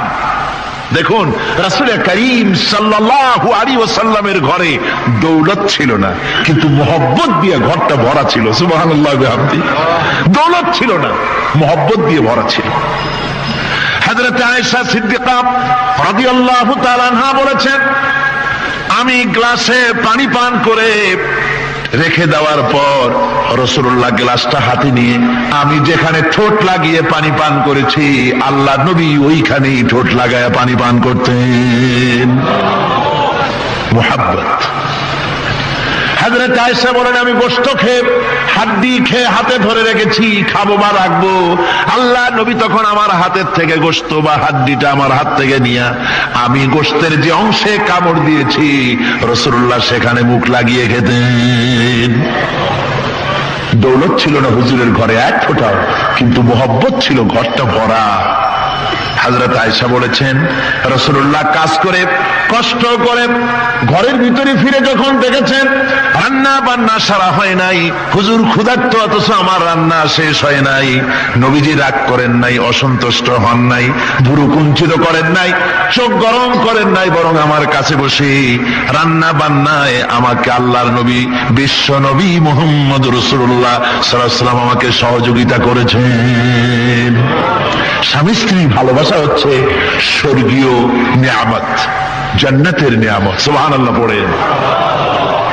যেই ঘরে স্বামী আর স্ত্রীর মধ্যে সাপ আর বেজির সম্পর্ক, দাঁড় কুমড়োর সম্পর্ক, এই ঘরটা যতই বিদেশি আধুনিক সৌন্দর্যের উপকরণাদি দিয়ে ভরপুর থাকুক না কেন, এই ঘরটা, এই বিল্ডিংটা জাহান্নামের টুকরা। ঠিক না? আর স্বামী স্ত্রীর যদি ভালোবাসা থাকে, তাহলে ঘরটা যদি কুঁড়ে ঘরও হয়, তারপরেও সে ঘরটা হচ্ছে একটা জান্নাতের টুকরা। অনেক স্ত্রী আছে স্বামীর সাথে মহব্বত নাই, উল্টো পাল্টা কারবার। ওই রকম এক স্বামীর কাছে খবর আসছে যে আপনি তো এই গ্রামের মাতবাড়ি করেন, বিচার আচার করতেছেন, আপনার বউ তো গোসল করতে গিয়ে পড়ে গেছে নদীর মধ্যে। তো লোকটা দৌড় দিয়েছে, দৌড়ে গেছে, যায় কয় যে কোন জায়গায় পড়ছে, কয় যে এইখানে পড়ছে। লোকটা তখন জোয়ারের পানি যাচ্ছিল এইদিকে, লোকটা দৌড় দিছে উল্টো দিকে। লোকেরা কয় যে মিয়া, তোমার বউ পড়েছে এইখান থেকে, জোয়ারের পানি এদিকে যায়, তুমি উল্টো দৌড়াও কেন? মাতবর বলছে যে দেখো, এটা হচ্ছে আমাদের ইন্টারনাল অ্যাফেয়ার্স, এটা বুঝবা না। এই স্ত্রী সারাটি জীবন আমার উল্টা চলেছে। আমি যদি বলেছি 100, সে বলেছে 335। আমি যদি বলেছি এখন দিনের 12টা, সে বলেছে এখন রাত 3:35। সম্পূর্ণ উল্টা সারা জীবন যে চলেছে। সে যে নদীতে পড়ে জোয়ারে গেছে, আমি তা বিশ্বাস করি না, উল্টাই গেছে। এই রকমের এক শ্রেণী আছে, স্বামী উল্টা থাকে, স্ত্রী উল্টা থাকে, এরকমও হয়। সুতরাং স্বামী এবং স্ত্রীর মধ্যে মুহাব্বত আর ভালোবাসা এটি মাবুদের একটি বিরাট নেয়ামত। অন্যের স্ত্রীর দিকে তাকালে কান ভরে, খারাপ নজরে তাকালে জেনার গুনাহ হবে, হাত দিয়া ধরলে কাম ভাবে জেনার গুনাহ হবে। কিন্তু কোন স্বামী যদি তার স্ত্রীর দিকে প্রেম ভরে ভালোবাসা ভরে তাকায় আর স্ত্রীর হাতকে প্রেম আর ভালোবাসার সাথে যদি স্ত্রীর হস্ত ধারণ করে, কিতাবে এসেছে স্বামী এবং স্ত্রীর উভয়ের সগীরা গুনাহ আল্লাহ রাব্বুল আলামিন মাফ করে দেন। আল্লাহ পাক বলছেন, আমি তোমাদের থেকে তোমাদের জোড়া তোমাদের স্ত্রীদেরকে পয়দা করেছি এবং পরস্পর পরস্পরের প্রতি ভালোবাসা এবং মহব্বত সৃষ্টি করে দিয়েছি। আজকে কথা উঠেছে সমাজে, আজকে কথা উঠেছে নারীর অধিকার নিয়ে। বলা হচ্ছে ইসলাম নারীকে, নারীর অধিকার ক্ষুণ্ণ করেছে, বলে না? বলে কিনা বলেন? আমাদের দেশে এই জন্য নারী পক্ষ, নারী সমাজ, নারী আন্দোলন পরিষদ, তারপরে এরকম অনেক আন্দোলন তারা বানিয়েছে। আর পত্র পত্রিকায় নানান রকমের ইসলাম সম্পর্কে তারা লিখছে। একটা পত্রিকা আজকে সকালে আমাকে একজন দিল, তার মধ্যে লিখেছে, হাদিসের বরাত দিয়েছে, তার মধ্যে লিখছে যে রাসূলুল্লাহ বলেছেন পৃথিবীর সব কিছু হচ্ছে ভোগের সামগ্রী, সেই ভোগের মধ্যে উত্তম ভোগের সামগ্রী হচ্ছে নারী। নাউযুবিল্লাহি মিন যালিক, এমন কথা রাসূলুল্লাহ বলেন নাই। হাদিসের নাম দিয়া তারপরে হুজুর যা বলেন নাই সেই সব কথা বলে বলে নারীদেরকে ইসলামের প্রতি বীতশ্রদ্ধ করাবার জন্য চেষ্টা চালানো হচ্ছে। অথচ নারীদের ব্যাপারে মুহাম্মদ সাল্লাল্লাহু আলাইহি ওয়াসাল্লাম সবচাইতে উত্তম কথা বলেছেন। এত সুন্দর কথা পৃথিবীতে আর কেউ বলে নাই, আর কেউ বলে নাই। নারী অধঃপাতিতা, নির্যাতিতা, এই নির্যাতন থেকে, অধঃপতন থেকে নারীকে কে রক্ষা করতে পারে? ইসলাম। জোরে বলেন, কে পারে? কেবলমাত্র ইসলাম পারে, আর কেউ পারে না। নারী যখন তাদেরকে মেয়ে হয়েছে শোনা মাত্র তার বাপ তাকে মাটির নিচে পুঁতে রাখত, আছাড় মেরে মেরে ফেলে দিত, যখন তাদেরকে কবর দিয়ে দিত জীবিত অবস্থায়, সেই সময় রাসূলুল্লাহ এসে নারীদের সম্মান দিলেন, মর্যাদা দিলেন। রাসূলুল্লাহ বললেন, আমার কাছে তিনটা জিনিস প্রিয়, একটি হচ্ছে নামাজ, একটি হচ্ছে সুগন্ধি, আর একটা হচ্ছে স্ত্রী। নারীর যখন কোনো মর্যাদা নাই তখন নারীর মর্যাদা হুজুর দিলেন। যখন কন্যা সন্তান হওয়া আভিজাত্যের বিপরীত, কন্যা সন্তান হওয়া পুরুষের জন্য একটা অপমানকর। এখন আমাদের সমাজেও আছে, স্ত্রী গর্ভবতী হয়েছে, বন্ধুদের কাছে বলে ফেলেছে আগেই, সন্তান হয়ে গেছে কিন্তু কোনো খোঁজ খবর নাই। বন্ধুরা একদিন হঠাৎ জিজ্ঞেস করে, তোমার স্ত্রী গর্ভবতী হয়েছে? তারপরে তা তো অনেক দিনের কথা, কি হইল তা তো বললা না। কয় যে আশা তো করছিলাম হবে ছেলে, কিন্তু হয়েছে মেয়ে, সেই জন্য আর টেলিফোন করা, খবর দেওয়া জরুরত বোধ করিনি। আছে না এমন? আছে। আবার বারবার মেয়ে হয় বলে আমাদের দেশে তালাকের ঘটনা পর্যন্ত আছে। বারবার মেয়ে হয়, ছেলে হয় না মোটেও, তালাক দিয়ে দেয়। আচ্ছা, ওই মেয়েটারই, ওই স্ত্রীরই যদি এখানে হাত থাকে ছেলে বা মেয়ে হওয়ার ব্যাপারে, মানুষের যদি হাত থাকে, তাহলে দায়ী শুধু স্ত্রী হতে যাবে কেন? পুরুষ তুমিও তো দায়ী। তাহলে আসলে ছেলে এবং মেয়ে হওয়ার জন্য স্বামী এবং স্ত্রী কেউ দায়ী নয়, ব্যাপারটি আল্লাহ। ব্যাপারটি কার? আল্লাহ রাব্বুল আলামিন বলেছেন, আমি যাকে খুশি কন্যা দান করি, যাকে খুশি শুধু ছেলে দান করি, যাকে খুশি তারে ছেলেও দেই, মেয়েও দেই, আর যাকে খুশি আমি কিছুই দেই না। সবটাই আমার হাত। সুতরাং রাসূল পাক সাল্লাল্লাহু আলাইহি ওয়াসাল্লাম বলেছেন, খবরদার মেয়েদের বাপকে, মেয়ের বাপকে গালি দিও না। বারবার মেয়ে হয় বলে অনেকে মেয়ের বাপকে গালি দেয়, তাচ্ছিল্য করে, টিটকারি করে। হুজুর বলেছেন, মেয়ের বাপকে বিদ্রুপ করো না, গালি দিও না, যেহেতু আমি মুহাম্মদ সাল্লাল্লাহু আলাইহি ওয়াসাল্লাম মেয়েদের বাপ। রাসূল পাক সাল্লাল্লাহু আলাইহি ওয়াসাল্লাম বলেছেন, যে ঘরে একটা কন্যা সন্তান জন্মগ্রহণ করে, যে ঘরের ভিতরে একটি কন্যা সন্তান জন্মগ্রহণ করে, ওই ঘরের ভিতরে আল্লাহ রাব্বুল আলামিনের রহমতের ফেরেশতা ঢুকে সালাম দেয় আর বলে, আসসালামু আলাইকুম ইয়া আহলাল বাইত, হে ঘরের মালিকেরা, তোমাদের উপরে আল্লাহর রহমত বর্ষিত হোক। রহমতের ফেরেশতারা ঘরের ভিতরে প্রবেশ করে কন্যা সন্তানটির মাথার উপরে হাত বুলায় আর বলতে থাকে, এই দুর্বল দেহ একটি দুর্বল দেহের ভেতর থেকে বেরিয়ে এসেছে, এই কন্যা সন্তানটিকে যে লালন পালন করবে আল্লাহ রাব্বুল আলামিন তাকে শান্তিতে রাখবেন। রাসূল পাক সাল্লাল্লাহু আলাইহি ওয়াসাল্লামের কাছে একজন এসে বলছে, ইয়া রাসূলুল্লাহ, আমার এক মেয়ে। হুজুর কয়, তোমার এক বেহেশত। আরেকজন বলল, হুজুর আমার দুই মেয়ে। কয়, তোমার দুই বেহেশত। এরকম হাদিস আছে নাকি যে একজন বললো আমার এক ছেলে আর হুজুর বলছেন তোমার এক বেহেশত? আছে এমন? সুতরাং মেয়েকে কি মর্যাদা দিয়েছে ইসলাম। রাসূলুল্লাহ বললেন, যার তিনটি মেয়ে আছে আর ওই তিনটি মেয়েকে আদব শিক্ষা দিয়েছে, তারবিয়াত শিক্ষা দিয়েছে, দ্বীন শিক্ষা দিয়েছে, স্নেহ করে স্নেহ দিয়ে লালন পালন করেছে, তারপরে সৎপাত্রস্থ করেছে, ওই মেয়ের লালন পালনকারী মাতা পিতা আর আমি মুহাম্মদ সাল্লাল্লাহু আলাইহি ওয়াসাল্লাম কিয়ামতের দিন একই জান্নাতে পাশাপাশি অবস্থান করব। সুবহানাল্লাহ ওয়া বিহামদিহি। মেয়ের ব্যাপারে রাসূলুল্লাহ এত কথা বলেছেন, নারীদের ব্যাপারে এত কথা বলেছেন। হুজুর বলেছেন, তোমরা যখন সফরে যাবে, সফর থেকে আসার সময় আমরা অনেকে হাদিয়া তোহবা নিয়ে আসি, জামা কাপড় মিষ্টি চকলেট ইত্যাদি আমরা নিয়ে আসি, আনি না? কি বলেন, আনি না? আল্লাহর নবী বলেছেন, বাইরের থেকে সফর থেকে বাজার থেকে হাদিয়া তোহফা ঘরের জন্য জানবে, এনে যখন তোমরা তা দেওয়া শুরু করবে সর্বপ্রথম মেয়ে থেকে দেওয়া শুরু করবে, মেয়েকে আগে দাও। হুজুর সাল্লাল্লাহু আলাইহি ওয়াসাল্লাম তার কলিজার টুকরা মেয়ে ফাতেমাকে মহব্বত করতেন, এত মহব্বত করতেন, কোন দিকে যাওয়ার আগে সকলের সঙ্গে দেখা করে শেষে দেখা করতেন হযরত ফাতেমার সঙ্গে, আবার সফর থেকে ফিরে এসে সর্বপ্রথম তিনি দেখা করতেন হযরত ফাতেমা রাদিয়াল্লাহু তাআলা আনহার সঙ্গে।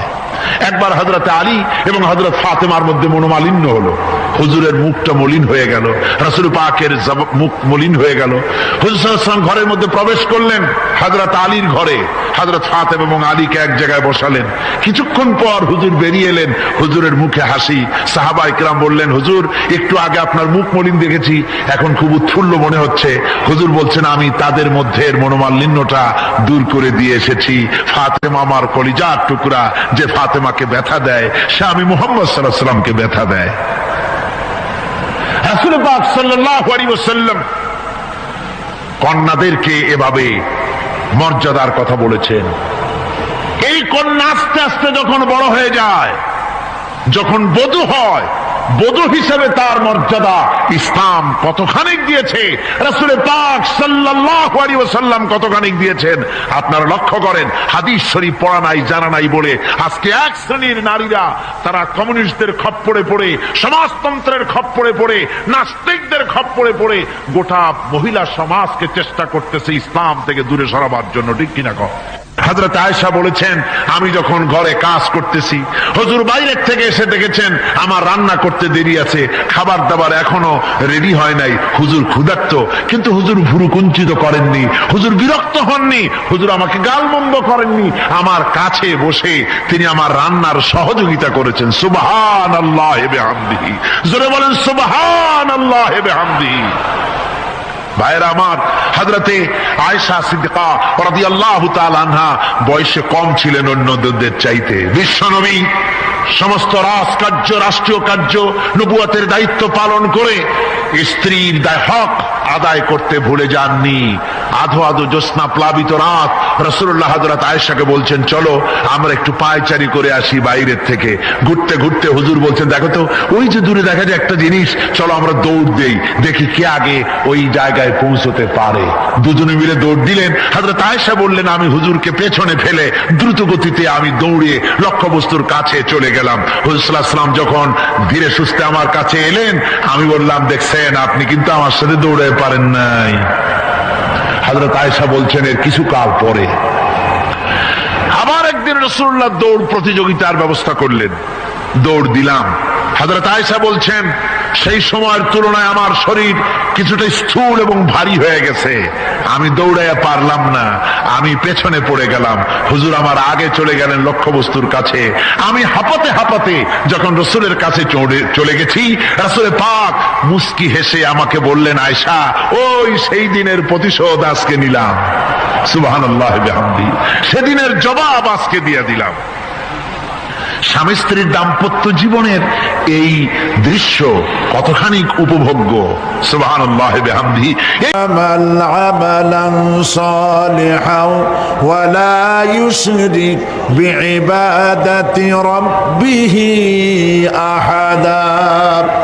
আল্লাহ পাক বলেন, যে বা যারা আমার সঙ্গে দেখা করতে চায় কিয়ামতে, দুইটা কাজ করা লাগবে। বলেন কয়টা কাজ?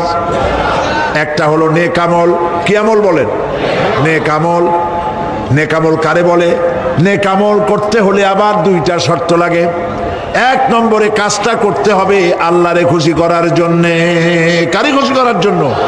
একটা মাদ্রাসা বানাইছি যাতে লোকেরা বলে যে বড় একটা মাদ্রাসা বানাইছে, এই জন্য মাদ্রাসা বানাবেন, মসজিদ বানাবেন, হসপিটাল বানাবেন, যা কিছু করেন নিয়ত হবে আল্লাহকে খুশি করা। নিয়ত হবে কারে খুশি করা? আল্লাহ পাককে খুশি করা। এই হলো নেক আমলের প্রথম শর্ত। কাজ হবে আল্লাহকে খুশি করার জন্য। দুই নম্বরে কাজটি হতে হবে সুন্নতে নববী সাল্লাল্লাহু আলাইহি ওয়াসাল্লামের উপরে। মনে থাকবে, দাড়ি রাখবো। কেন রাখবো? রসুলের সুন্নত। রাখবো কারে খুশি করার জন্য? আল্লাহ খুশি করার জন্য। রাখবো কার মতো? রবীন্দ্রনাথের মতো, কার্ল মার্কসের মতো, কবির মতো নয়। রাখতে হবে কার মতো? নবীর মতো। বুঝে নেন, কাজটা হতে হবে আল্লাহকে খুশি করার জন্য। দুই নম্বরে কাজটা হতে হবে সুন্নতে নববী সাল্লাল্লাহু আলাইহি ওয়াসাল্লামের উপরে হতে হবে।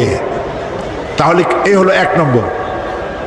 জান্নাতে যাওয়ার জন্য, আল্লাহর সাথে দেখা করার জন্য এক নম্বরের কাজ হলো নেক আমল। বলেন এক নম্বরের কাজ কি? দুই নম্বরের কাজ ওয়ালা ইউশরিক বিইবাদাতি রাব্বিহি আহাদা। আল্লাহ রাব্বুল আলামিনের ইবাদতের সাথে কাউকে শরীক স্থাপন করা যাবে না। আমরা যারা মুসলমান, অধিকাংশ মুসলমান শিরকের ভিতরে মুবতালা হয়ে আছে। বিশ্বাস করেন কিনা বলেন? কাফেরেরা তো মুশরিক আছেই, ওরা তো মুশরিক আছেই, কিন্তু আমরা মুসলমানেরা আমাদের আমলের মধ্যে আমাদের অজান্তে সবের নিয়তে অনেক শিরক আমরা করে বসি। নাউজুবিল্লাহ। বলেন নাউজুবিল্লাহ। এই জন্য আমি বারবার সতর্ক করি, নিজেকেও করি, আপনাদেরকেও করি। এই কারণে করি, শিরকের গুনাহ আল্লাহ মাফ করবেন না। ইন্না শিরকা লাযুলমুন আযীম। শিরক মস্ত বড় অপরাধ, জুলম, আল্লাহ মাফ করবেন না। আল্লাহর কাছে কান্দে কান্দে মাপ চাওয়া লাগবে যে আল্লাহ শিরক থেকে আমাকে রক্ষা করো, বাঁচাও। অনেক গোপন শিরক আছে।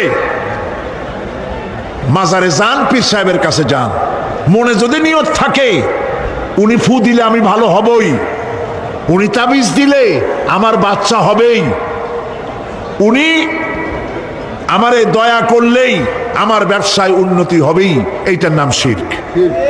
এটার নাম কি? ওয়াইজা সাআলতা ফাসআলিল্লাহ ওয়াইজা ইসতাআনতা ফাসতাইন বিল্লাহ। যা বলার আল্লাহরে বলো, আর যা চাওয়ার কার কাছে চাও? চিল্লায় বলেন। কলিজাটাকে পরিষ্কার করে যান আজকের মাহফিলে। এই কলিজায় কারো প্রতি কোনো ভয় রাখবো না আল্লাহ ছাড়া। ভয় করবো কারে বলেন? মোহব্বত আল্লাহ ছাড়া, এত বেশি মোহব্বত আর কাউকে করবো না। আল্লাহ তাআলা আমাদের কলিজায় তোমার ভয় এবং মোহব্বত দিয়ে ভরে দাও। রসুলের মোহব্বত দিয়ে আমাদের দিলকে ভরে দাও। বিশ্বাস করুন ভাই সাহেব, কোরআন শরীফ আমার সামনে, বিশ্বাস করুন, দেশি পীর বিদেশি পীর, খাজা বাবা দেশি এবং বিদেশি, কেউ আপনার ভাগ্য বদলাই দিতে পারবে না। এই পিছনে দৌড়ায় দৌড়ায় কোনো লাভ নয়। এতক্ষণ মসজিদের ভেতরে বসে আল্লাহর কাছে কাঁদেন। ওয়াকালা রাব্বুকুম উদউনি আস্তাজিব লাকুম। তোমার রব বলেছে আমারে ডাকো, আমি ডাকের সাড়া দিয়ে দেব। সুবহানাল্লাহ। আর আল্লাহ বলেছেন আমার ইবাদতের সাথে কাউকে শরীক করবে না। খবরদার। আলাইসাল্লাহু বিকাফিন আবদা। আল্লাহ প্রশ্ন করছেন আলাইসাল্লাহু বিকাফিন আবদা, আমি কি আমার বান্দার জন্য যথেষ্ট নই? চিল্লায় বলুন অবশ্যই যথেষ্ট। আবার বলেন অবশ্যই যথেষ্ট। কলিজা সাফ করে ফেলেন। সম্রাট শাহজাহান, দিল্লির সম্রাট, হাবিজাবি সম্রাট না, দিল্লির সম্রাট। এখন কোথায়? কবরের মধ্যে। কবি বলতেছেন শাহনে জাহাं को जिन्हें फक्र से देते थे बाज, शाहने जहां को जिन्हें फक्र से देते थे बाज, वाज कब्र में है सूरह अलहम्दु की मोहताज।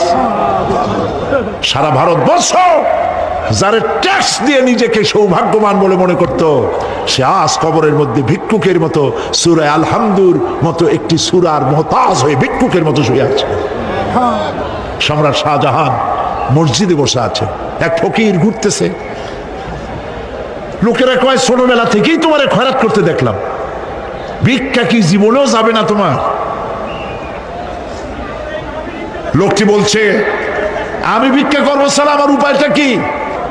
এই লোকটি আমি ভিক্ষা করা ছাড়া করবো কি? লোকেরা তো আমার 60 টাকা 50 টাকা 100 টাকা দেয় না, 4 আনা 5 আনা 1 টাকা এই আমার দেয়, এ দিয়ে আমি বড় লোক হবো কেমন? লোকটি বলছে আচ্ছা দেখো তুমি তো জায়গা মতো যাইতে পারো নাই, বাদশার কাছে যাও, এমন দেওয়া দেবে জীবনে আর খয়রাত করা লাগবে না। তো বাদশার কাছে কি খয়রাতি যাইতে পারে কোনোদিন? কয় হ্যাঁ এখন পারবা। কেমনে? কয় সম্রাট শাহজাহান এখন একা একা মসজিদে আছেন। তখনকার এসব বাদশারা অনেকে নামাজি ছিলেন, দিনদার ছিলেন। ফকির দরজার কাছে দাঁড়াইয়া দেখতে পাচ্ছে কেউ নাই, দেহরক্ষীরা দূরে দূরে দাঁড়ানো। বাদশাহ মসজিদের ভেতরে বসে হাত তুলে ঝুলতেছে আর কাঁদতেছে, চোখের পানি দিয়া দাঁড়িয়ে ভিজে ভিজে পড়ছে। এই দৃশ্য অনেকক্ষণ দেখলো ফকির। কিছুক্ষণ পর সম্রাট শাহজাহান মসজিদ থেকে বেরিয়ে আসছে। ফকির বলছে আসসালামু আলাইকুম হুজুর।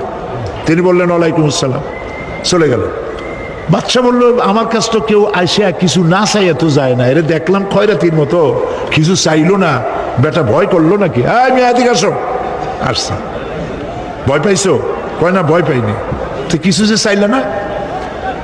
ফকির বলছে জাহাপানা সত্যিই কিছু চাইতে আসছিলাম, তারপর চাইলে না কেন? ফকির বলছে জাহাপানা সারা জীবন ভিক্ষা করেছি, আর আজ দিল্লির সম্রাটের কাছে বেশি পাওয়ার লোভে এসেছিলাম, কিন্তু আপনার দশা দেখা আমার জ্ঞানের চোখ খুলে গেছে। আমি লক্ষ্য করে দেখলাম আমি সম্রাটের কাছে চাইতে এসেছি, হাত তুলি নাই, বিনয় প্রকাশ করি নাই, চোখের পানি ফেলি নাই, কিন্তু লক্ষ্য করে দেখলাম দিল্লির সম্রাট আমার চাইতেও বড় ভিক্ষুকের মতো। আবার কোন সম্রাটের কাছে হাত তুলে কান্দে? আমার জ্ঞানের চোখ খুলে গিয়েছে, আমি বুঝতে পেরেছি সম্রাট কান্দে যেই সম্রাটের কাছে, তারে ছাড়া আর কারো কাছে জীবনে চাইব না। এই কথাই সূরা ফাতিহায় প্রত্যেক দিন পড়ি, বুঝি না কি পড়ি। ইয়াকা না'বুদু ওয়া ইয়াকা নাস্তাঈন।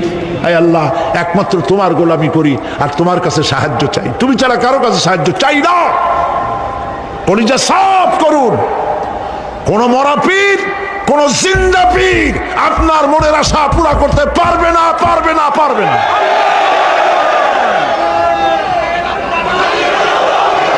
আর আজ থেকে কোন মাজারে টাকা দিবেন না, পয়সা দিবেন না, আগরবাতি দিবেন না, মোমবাতি দিবেন না, গোলাপ পানি দিবেন না। কারা কারা দিবেন না হাত উঁচু করে দেখা। সুবহানাল্লাহ, আলহামদুলিল্লাহ, লা ইলাহা ইল্লাল্লাহ, সুবহানাল্লাহ, আলহামদুলিল্লাহ, লা ইলাহা ইল্লাল্লাহ, সুবহানাল্লাহ।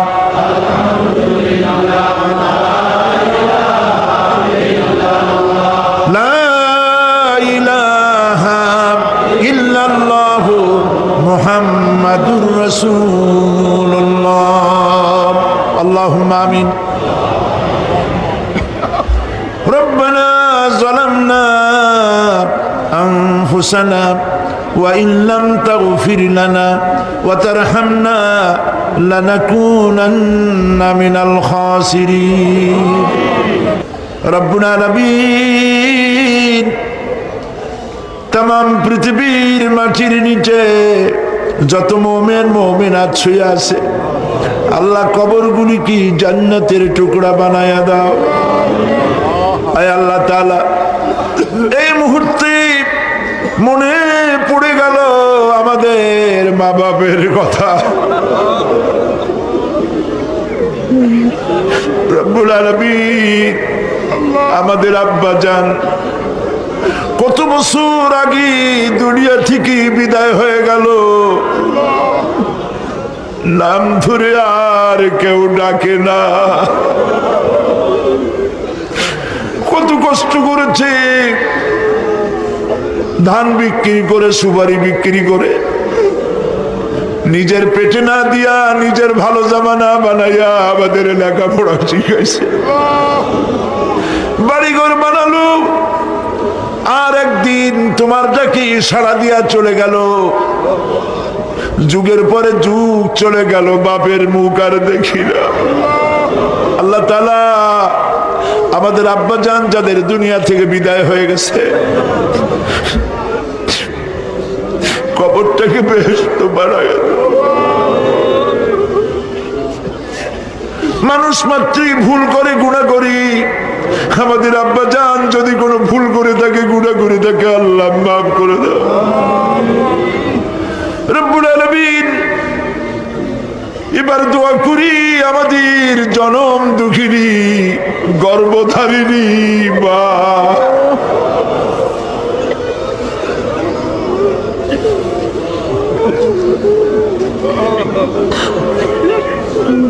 আর 10 মাস ধরে পেটের মধ্যে রেখে কষ্ট করেছে মা, কারো কাছে অভিযোগ করে নাই। সন্তান পেটের মধ্যে বসে মাথা দিয়া হাঁটু দিয়া গুতা দিচ্ছে, মা অভিযোগ করে নাই। ডেলিভারিতে কষ্ট করেছে, 2-2.5 বছর পর্যন্ত বুকের দুধ দিয়া মানুষ বানাইছে, নিজে না খেয়ে আমাদের খাওয়াইছে। কান্না মুখে শত চুমা দিয়া হাসি ফুটাইছে। ওই মা যার বিদায় হয়ে গেল, কবরটাকে জান্নাতের টুকরা বানায়া দাও। রব্বির হামহুমা কামা রব্বায়ানি সগীরা। সবাই পড়েন, রব্বির হামহুমা কামা রব্বায়ানি সগীরা। আল্লাহ তাআলা, আমাদের মা বাপ যাদের বেঁচে আছে, সুস্থ রাখো, ভালো রাখো। বিছানায় ফালাইয়া পরের উপরে নির্ভর করে নিও না, ঈমানের সাথে সুস্থ অবস্থায় দিয়ে নিও। আমাদের খেদমত করার তৌফিক দিও রব্বুল আলামিন। দাদা দাদি, নানা নানি যাদের মারা গেল, মাফ করে দিও। আয় আল্লাহ তাআলা, মানুষ যদি আমেরিকায় যায়, ইউরোপে যায়, সপ্তাহে সপ্তাহে বা দিনে দিনে প্রতিদিন টেলিফোনে কথা বলা যায়, চিঠিপত্র দিয়া খোঁজ পাওয়া যায়। আমাদের মা বাপ, আত্মীয় স্বজন যুগের পর যুগ কবরের মধ্যে শুয়ে আছি, কোনো খবর জানি না।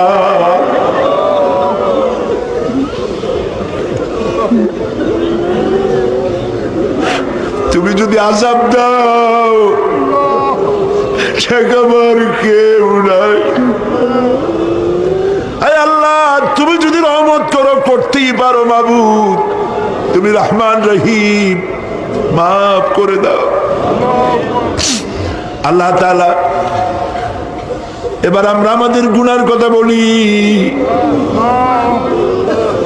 এই লক্ষ লক্ষ মানুষ তোমার বান্দা বান্দিরা খাওয়ার জন্য আসে নাই, রিক্সা ভাড়া কেউ দেওয়া হয় নাই, দোয়া কবুল হবে এই বিশ্বাস করে এসেছে। বাবু তুমি তাকাও, তুমি তোমার আরশে আজিম দিয়া তাকাও। আমাদের ঈমান, আমাদের আকীদা, আমরা এখন কোথায় বসা তুমি দেখতে পাচ্ছ, আমরা কি বলে কাঁদতেছি তুমি শুনতে পাচ্ছ।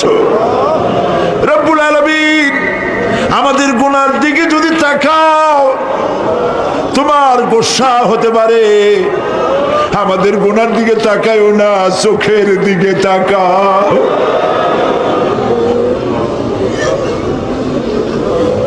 আল্লাহ আমাদের চোখের দিকে তাকাও। আমরা এতিম, কাঙ্গাল, ভিক্ষু, তুমি গনি, আমরা ফকির। আল্লাহ তাআলা তোমার জাহান্নামের ভয় পাই, আমাদের জন্য জাহান্নাম হারাম বানায় দাও। রব্বুল আলামিন,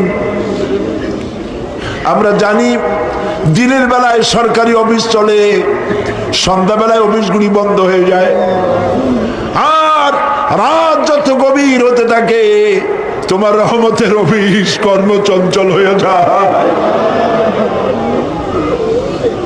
রব্বুল আলামিন, গুনাহ মাফ চাই, আমাদের মাফ করে দাও। আয় আল্লাহ তাআলা, আমরা অন্যায় করেছি বলে সারা দুনিয়ায় আজ মুসলমানেরা মার খাইতেছে। আল্লাহ কান্দো, মুসলমানেরা কান্দো।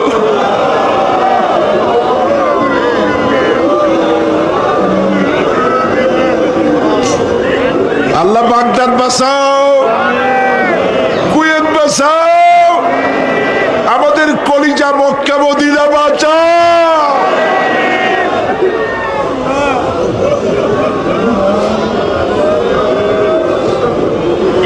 রব্বুল আলামিন,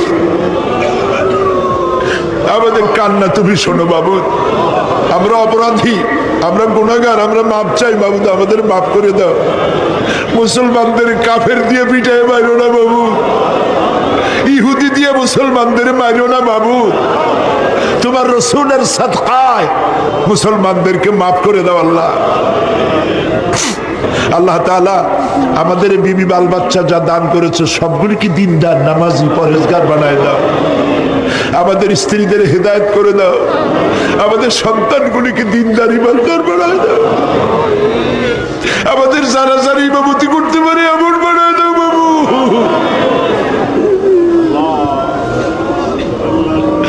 আল্লাহ, বড় আশা করে মানুষের আসছে। আল্লাহুম্মা লা তারুদ্দানা খায়িবিন, আল্লাহুম্মা লা তারুদ্দানা খায়িবিন। কিছু না দিয়ে একেবারে খালি হাতে ফেরত দিও না বাবু, কিছু না দিয়ে খালি হাতে ফেরত দিও না বাবু। আমার দেশের সেনাবাহিনী, আমার দেশের বিডিআর, আমার দেশের পুলিশ, আমার দেশের আনসার, সকলকে দিন দাও, ইমান দাও, সম্মান দাও, চরিত্র দাও, নামাজি বানাও, পরহেজগার বানাও। আল্লাহ, সাংবাদিকরা যারা এই মাহফিলের খবর পত্রিকায় দিয়া সারা বাংলাদেশে ছড়াবার চেষ্টা করেছে, সেই সব সাংবাদিকদের প্রতি রহমত নাজিল করো। আর যারা হিংসার চোটে কলিজা জ্বলে, আল্লাহ, মুসলমানের সন্তান যদি ওরা হয়, ওদের কলিজাও ইসলামের মোহব্বত পয়দা করে দাও। তুমি আরশে আজিমের মালিক, তুমি সম্রাটের সম্রাট, তুমি রাজাধিরাজ। তোমার মোহব্বত ছাড়া কোনো মোহব্বত যেন কলিজায় থাকে না মাবুদ। তোমাকে ছাড়া কাউকে যেন ভয় করি না মাবুদ। সারা জীবন শিরক আর বিদআত থেকে আমাদের তুমি বাঁচাও আল্লাহ। তোমার জাহান্নামকে আমরা ভয় পাই। আল্লাহুম্মা আজিরনা মিনান নার, আল্লাহুম্মা আজিরনা মিনান নার, আল্লাহুম্মা আজিরনা মিনান নার। রব্বানা تقبل منا إنك أنت السميع العليم وتب علينا إنك أنت التواب الرحيم. سبحان ربي رب العزة عما يصفون وسلام على المرسلين والحمد لله رب العالمين واجعل آخر كلامنا عند الموت لا إله إلا الله محمد رسول الله. السلام عليكم ورحمة الله.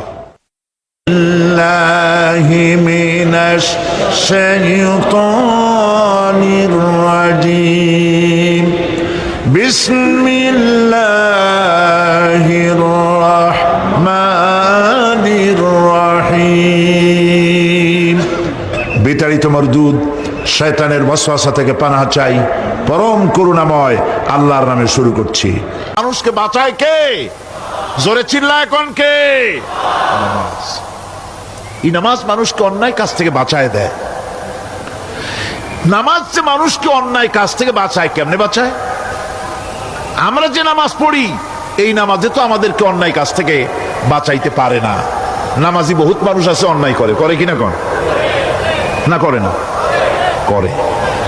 নামাজি অথচ অন্যায় করে।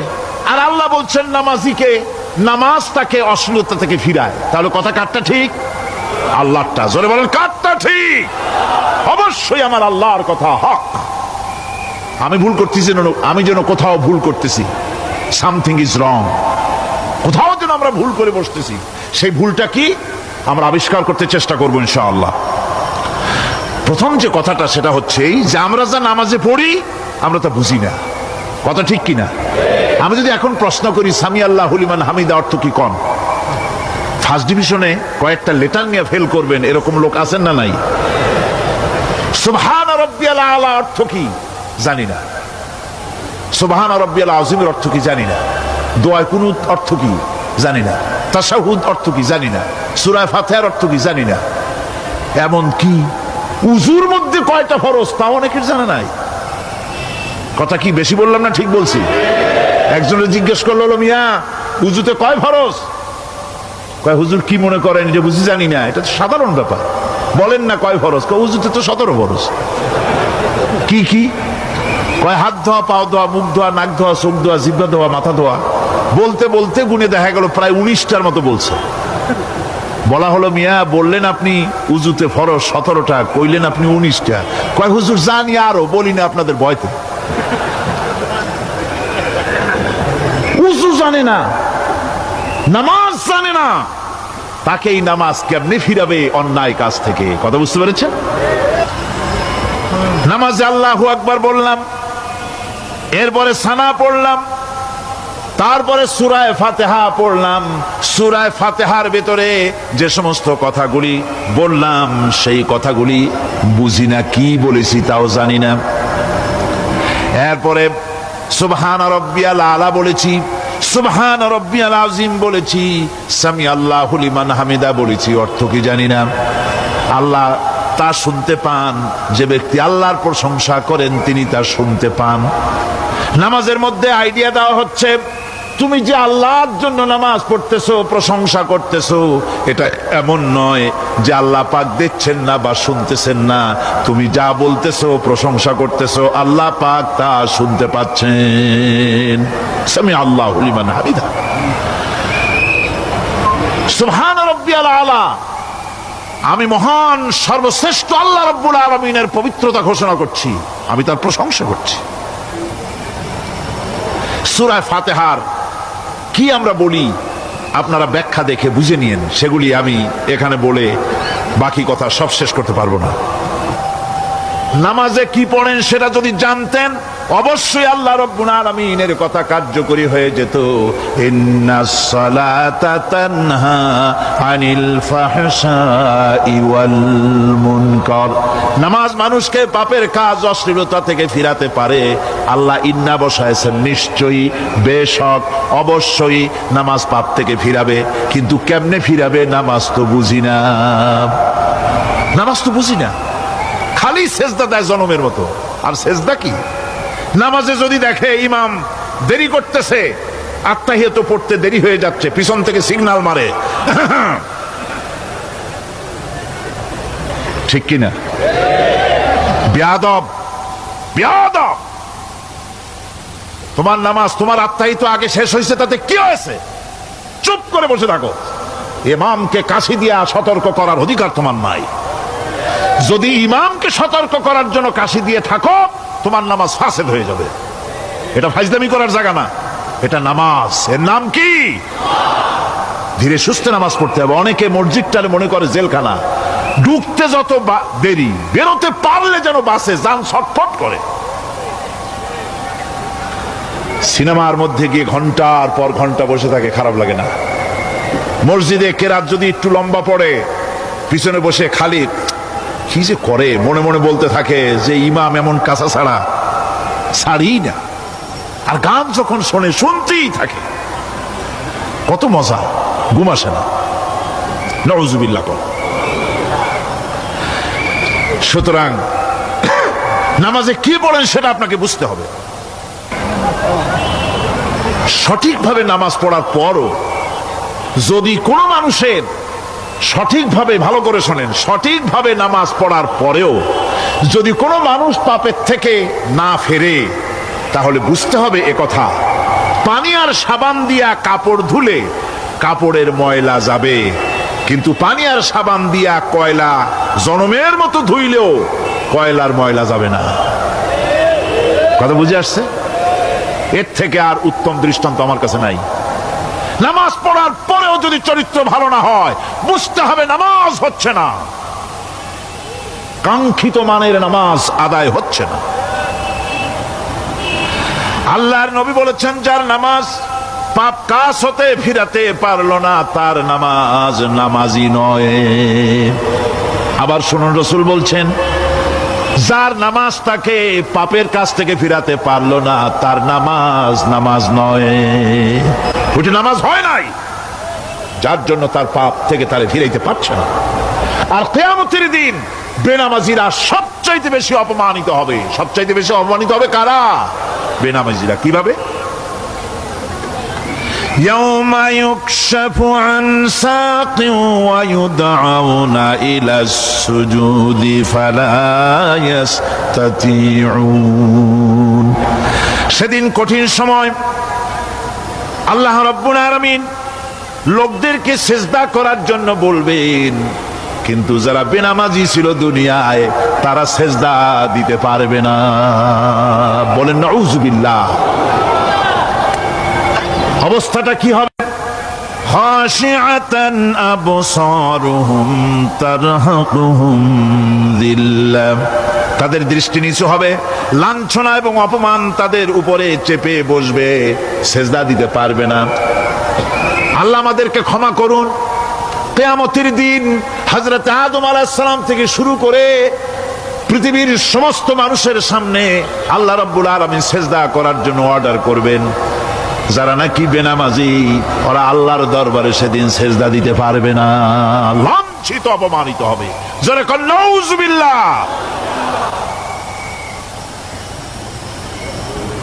নামাজ, মুমিনের নামাজ একরকম, মুনাফিকের নামাজ হলো আর এক রকম। মুনাফিকরাও নামাজ পড়ে, পড়ে কিনা কন? মুনাফিকেরাও নামাজ পড়ে। মুনাফিকেরা যখন নামাজ পড়তে যায়, আল্লাহ রাব্বুল আলামিন বলতেছেন, ওয়া ইযা কামু ইলাস সালাতি কামু কুসালা। মুনাফিকেরা যখন নামাজ পড়তে দাঁড়ায়, নামাজে আসে ঠিক তারা, কিন্তু নামাজের জন্য দাঁড়ায় খুব শৈথিল্য ভারে, শৈথিল্য ভাবে দাঁড়ায়, কাহিলি, সুস্তি, এ জায়গা চুলকায়, পায়জামা ধরে টান দেয়, টুপিটা ঘুরে যায়, এদিক ওদিক তাকায়। মুনাফিকের নামাজ দেখলেই ঠিক পাওয়া যায় যে বেটা মুনাফিক। এইভাবে সে দাঁড়ায়। তার নামাজটা কি জন্য? ইউরাউনান নাসা ওয়া লা ইয়াযকুরুনাল্লাহা ইল্লা কালিলা। তাদের নামাজ হচ্ছে মানুষকে দেখাবার নামাজ। নাউজুবিল্লাহ। এখন দেখবেন এই মৌসুম আসছে, নামাজের মৌসুম, বেনামাজিদের নামাজের মৌসুম। জনসভা হচ্ছে, নির্বাচন আসতেছে, নামাজে রক্ত হয়ে গেছে, তাড়াতাড়ি আজান হয়ে গেল, টুপি না থাকলে রুমাল একটা মাথায় দিল, উজু আছে কি না আছে, আল্লাহু আকবার, যা আছে কপালে হয়ে যাক। মানুষকে দেখাবার জন্য এরা নামাজ পড়ে। এরা আল্লাহর শরণার্থে নামাজ খুব কম লোকই করে, এরা হচ্ছে মুনাফিক। দুনিয়া এবং আখিরাতে কল্যাণের জন্য একমাত্র মাধ্যম হচ্ছে নামাজ। দুনিয়াও যদি কল্যাণ চাই, আখিরাতেও যদি কল্যাণ চাই, তাহলে এর জন্য কি করতে হবে? কি করতে হবে?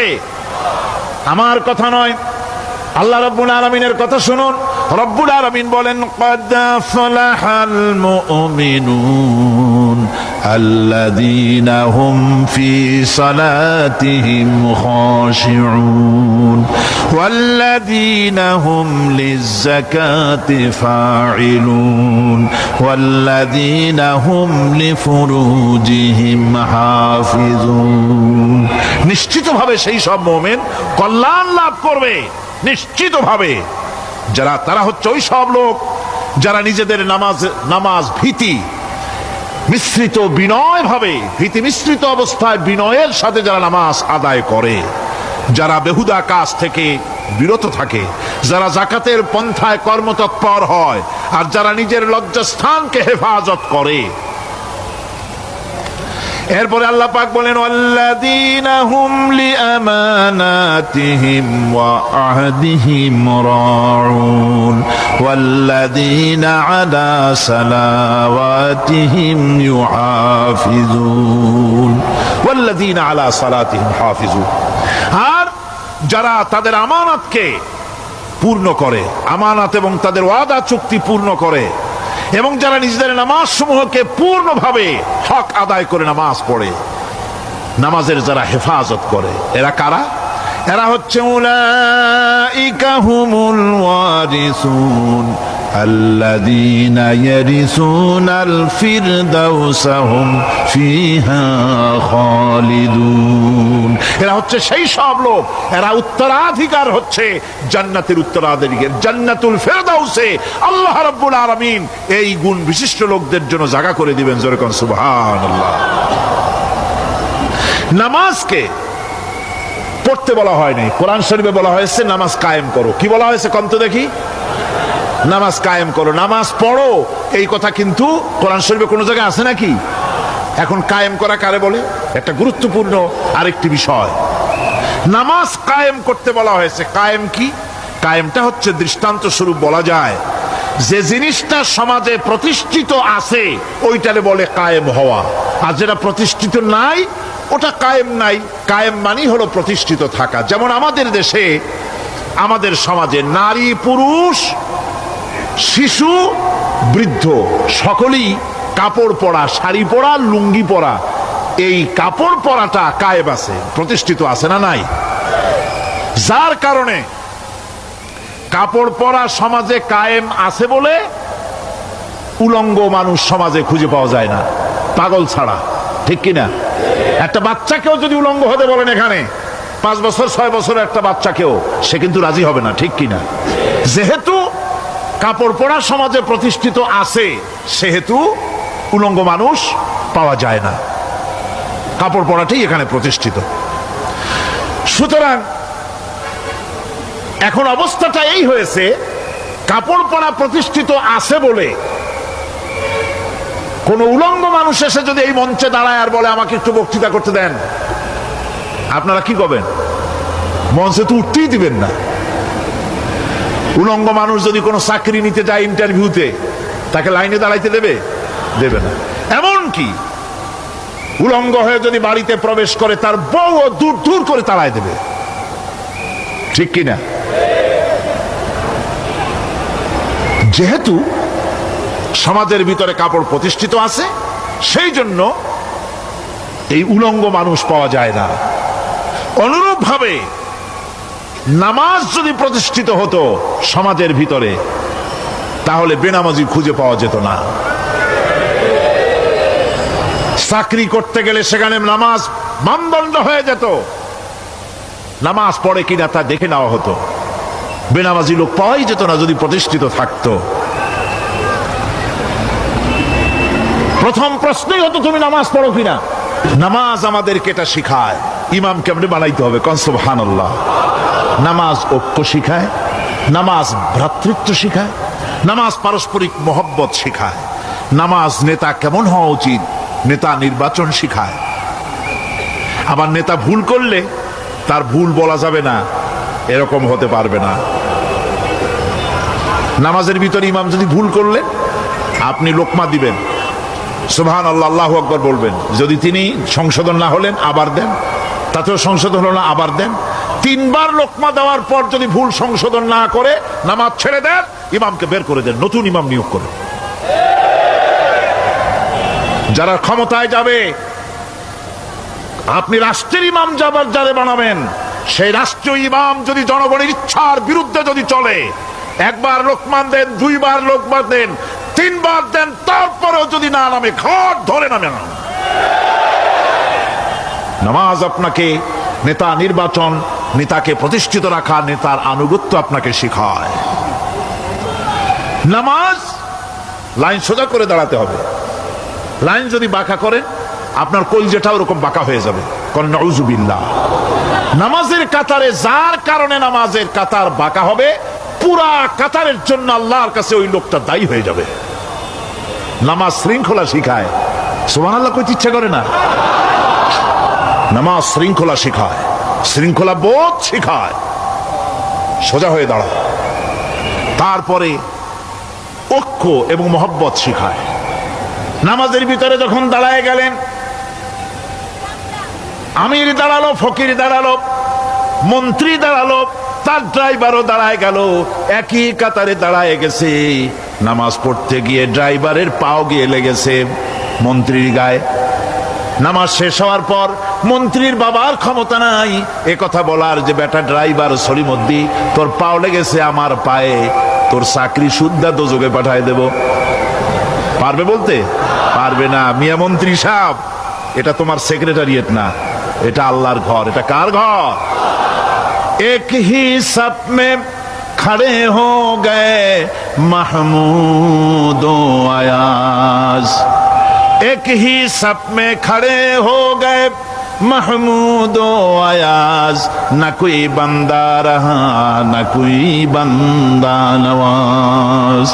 একই কাতারে দাঁড়িয়ে গেছে সম্রাট মাহমুদ আর চাকর আয়াজ। এখন সম্রাট মাহমুদও নাই, চাকর আয়াজও নাই, সম্রাট আর চাকর দুজনই আল্লাহ পাকের গোলাম হয়ে গিয়েছে। তুমি মসজিদে এসেছো, তুমি আল্লাহর গোলাম। কার গোলাম? আল্লাহ পাকের গোলাম। এই জিনিস শিখায় নামাজ। নামাজ শিখায় মানুষকে পাঞ্চুয়ালিটি, নিয়মানুবর্তিতা, সময়ের জ্ঞান শিখায় নামাজ। নামাজ মানুষকে কি শিখায়? আল্লাহ রাব্বুল আলামিন বলছেন, ইন্নাস সালাতা কানাত আলাল মুমিনিনা কিতাবাম মাওকুতা। নিঃসন্দেহে নামাজ মোমেনদের নিয়মানুবর্তিতার সাথে ফরজ করা হয়েছে, তাদের উপরে নিয়মানুবর্তিতার উপরেই, সময়ের উপরে নামাজকে ফরজ করা হয়েছে। আপনার আন্দাজ মতো আপনি পড়তে পারবেন না, সময় মতো পড়তে হবে, আউয়াল ওয়াক্তে পড়তে হবে। আমার দেশের মসজিদগুলিতে ফজরের নামাজ পড়া হয় এমন সময় পূর্ব দিক ফর্সা হয়ে যায়। ইমাম সাহেব যদি ভুল করেন, নামাজ যদি দোহরাতে যান, তাহলে সূর্য উদয় হয়ে যাবে, এমন অবস্থা। নামাজ এত দেরিতে পড়া হয়। প্রত্যেক ওয়াক্তের নামাজ আউয়াল ওয়াক্তে পড়ার জন্য রাসূল সাল্লাল্লাহু আলাইহি ওয়াসাল্লাম তাগিদ করেছেন। সময়ের দিকে লক্ষ্য রাখতে বলা হয়েছে। যেই জাতির, লক্ষ্য করুন, যে জাতির দৈনিক 5 বার টাইমলি, অক্ত মতো, সময় মতো নামাজ আদায় করতে হয়, দুর্ভাগ্যজনক সত্য, সেই জাতির কাছে সময়ের কোনো দাম নাই। সময়ের কোনো মূল্য আমরা দেই না। 2টার সময় মিটিং হবে, মন্ত্রী সাহেব আসেন 5টার সময়, ঠিক কিনা? বক্তৃতার জন্য সময় দেওয়া হয়েছে 20 মিনিট, নাহমাদু ওয়া নুসাল্লি আলা কইয়া সুর দিয়া 35 মিনিট গেছে নাহমাদু কইতে কইতে। সময় 20 মিনিট, তা তার মনেই নেই। এই যে সময়ের জ্ঞান নাই, এটা ব্যর্থতা। নামাজ মানুষকে সময়ের জ্ঞান শিখায়। কোন আলহামদুলিল্লাহ। এই সময়ের জ্ঞান আমাদেরকে শিখতে হবে। এবার আমি আপনাদের সামনে বলতে চাই, আল্লাহর নবী জনাবে মুহাম্মদ রাসূলুল্লাহ সাল্লাল্লাহু আলাইহি ওয়াসাল্লাম নামাজের ব্যাপারে কি বলছেন। এতক্ষণ তো আল্লাহর কথা শোনালাম, কার কথা শোনাইছে? আমার আল্লাহর নবী বলেন, নবীকে প্রশ্ন করা হলো, ইয়া রাসূলুল্লাহ আইয়ু শাইইন আহাব্বু ইনদাল্লাহি ফিল ইসলাম, ইসলামের মধ্যে আল্লাহর কাছে কোন জিনিসটা বেশি প্রিয়? আল্লাহর কাছে ইসলামের কোন জিনিসটা বেশি প্রিয়? হুজুর বললেন আসসালাতু লিওয়াক্তিহা, মান তারাকা সালাতান ফালা দীনা লাহু ওয়াস সালাতু ইমাদুদ্দিন। আল্লাহর কাছে সবচাইতে বেশি প্রিয় হচ্ছে নামাজ। সবচাইতে প্রিয় কি? নামাজ। ওয়াক্ত মতো নামাজ আদায় করা আল্লাহ পাকের বেশি প্রিয়। আর এই নামাজ হচ্ছে দ্বীনের খুঁটি। এটা দ্বীনের কি খুঁটি? এই যে খুঁটিগুলো আছে, খুঁটিগুলো ফালাই দিলে তারপর আপনার এই প্যান্ডেল থাকবে? থাকবে না। বিল্ডিং এর পিলার ভেঙে দেন, বিল্ডিং টিকবে? ঘরের খুঁটিগুলি উড়ায় ফেলেন, ঘর টিকবে? টিকবে না। দ্বীনের খুঁটি হচ্ছে নামাজ। লা দীনা লিমান লা সালাতা লাহু, যার কাছে দ্বীন নাই, যার কাছে নামাজ নাই, তার কাছে কি নাই? দ্বীন নাই, ঈমান নাই। আল্লাহর নবী বলেছেন, ওয়ান জাবির রাদিয়াল্লাহু তাআলা আনহু قال قال رسول الله صلى الله عليه وسلم بين العبد وبين الكفر ترك الصلاة। আল্লাহ পাকের নবী বলেন, আল্লাহর বান্দার মুমিন, আল্লাহর বান্দার কাফের, দুইজনের মধ্যে পার্থক্য হলো যে ব্যক্তি নামাজ পড়ে সে আল্লাহর গোলাম, যে নামাজ পড়ে না সে কাফের হয়ে গেল। যে নামাজ পড়লো না সে কাফের হয়ে গেল। মান তারাকা সালাতান মুতাআম্মিদান ফাকাদ কাফারা, যে ব্যক্তি ইচ্ছে করে নামাজ ছেড়ে দিল সে কাফের হয়ে গেল। বলেন নাউযুবিল্লাহি মিন যালিক। এই জন্য নামাজ আদায় করা বাধ্যতামূলক প্রত্যেকটি মুসলমানের জন্য। রাসূল করিম সাল্লাল্লাহু আলাইহি সাল্লাম একটা দৃষ্টান্ত দিয়েছেন, কারো বাড়ির সামনে যদি একটা নাহার থাকে, একটা পুকুর থাকে, একটা খাল থাকে প্রবাহিত, এতে যদি ওই বাড়িওয়ালা দৈনিক 5 বার গোসল করে তাহলে তার গায়ে কি কোনো ময়লা থাকে? হুজুর, সাহাবীরা বললেন না হুজুর, থাকে না। হুজুর বললেন এটাই হলো নামাজের দৃষ্টান্ত। 5 ওয়াক্ত নামাজ যে আদায় করবে সেই গুনাহ থেকে আল্লাহ পাক তাকে পবিত্র করে দিবেন। সুবহানাল্লাহি ওয়া বিহামদিহি। আমার ভাইয়েরা, নামাজ পড়লে পরে এক জুমা থেকে আর এক জুমা পর্যন্ত মানুষ যে সমস্ত গুনাহ করে, কবিরা গুনাহগুলি বাদে, শিরক আর কবিরা গুনাহগুলি বাদে যত গুনাহ আছে তার কাফারা হয়ে যায়। নামাজ যে সঠিকভাবে আদায় করবে, এই নামাজটা একটা কঠিন কাজ। নামাজটা কি কাজ? কে বলতেছেন কথা? আল্লাহ পাক। ওয়া ইন্নাহা লাকাবীরাতুন ইল্লা আলাল খাশিঈন। নামাজ একটা ভারী জিনিস, একটা কঠিন জিনিস। কাদের জন্য কঠিন নয়? যারা নাকি আল্লাহ পাককে ভয় করে। আল্লাযীনা ইয়াযুন্নুনা আন্নাহুম মুলাকু রাব্বিহিম ওয়া আন্নাহুম ইলাইহি রাজিউন। যারা নাকি একথা মনের ভিতরে ধারণা করে যে আল্লাহ রাব্বুল আলামিনের দরবারে আমার হাজির হওয়া লাগবে, মোলাকাত করা লাগবে, এই চিন্তা যারা করে তাদের জন্য নামাজ মোটেই কষ্টকর নয়, নামাজ মোটেই তাদের জন্য অসহনীয় নয়, বোঝা নয়, ভার নয়। তারা নামাজ আদায় ঠিকই করবে। এই জন্যে বিবি বাল বাচ্চা সকলকে নামাজের জন্য তাগিদ করতে হবে। যত ভাই এখানে এসেছেন নিজেরা পড়বেন, বিবি বাল বাচ্চাকে তাকিদ করবেন। আল্লাহ পাক বলছেন, ওয়ানজির আশীরাতাকাল আকরাবিন, তোমার নিকটবর্তী যারা আছে তাদেরকে তুমি আল্লাহর ভয় দেখাও। নামাজের জন্য তাদেরকে বলো, আল্লাহর ভয় তাদের অন্তঃকরণের মধ্যে সৃষ্টি করে দাও। আর এই নামাজ পড়তে হবে জামাতের সাথে। নামাজ পড়তে হবে কিছুর সাথে? জামাত। কোরআনের বাংলাদেশ, আগামীর বাংলাদেশ হবে আলেম ওলামাদের বাংলাদেশ, আগামীর বাংলাদেশ হবে আল্লামা সাঈদীর বিচারের বাংলাদেশ। 50 বছর পরে যদি তার বাবার হত্যার বিচার হয়, 50 বছর পরে যদি মিথ্যা মামলা দিয়ে আলেমদের হত্যা করে তার বাবার হত্যার বিচার হয়, আমি স্পষ্ট ঘোষণা এই যশোরের মনিরামপুর থেকে বলতে চাই, আমাদের হৃদয়ের স্পন্দন, আমাদের হৃদয়ের বুলবুলি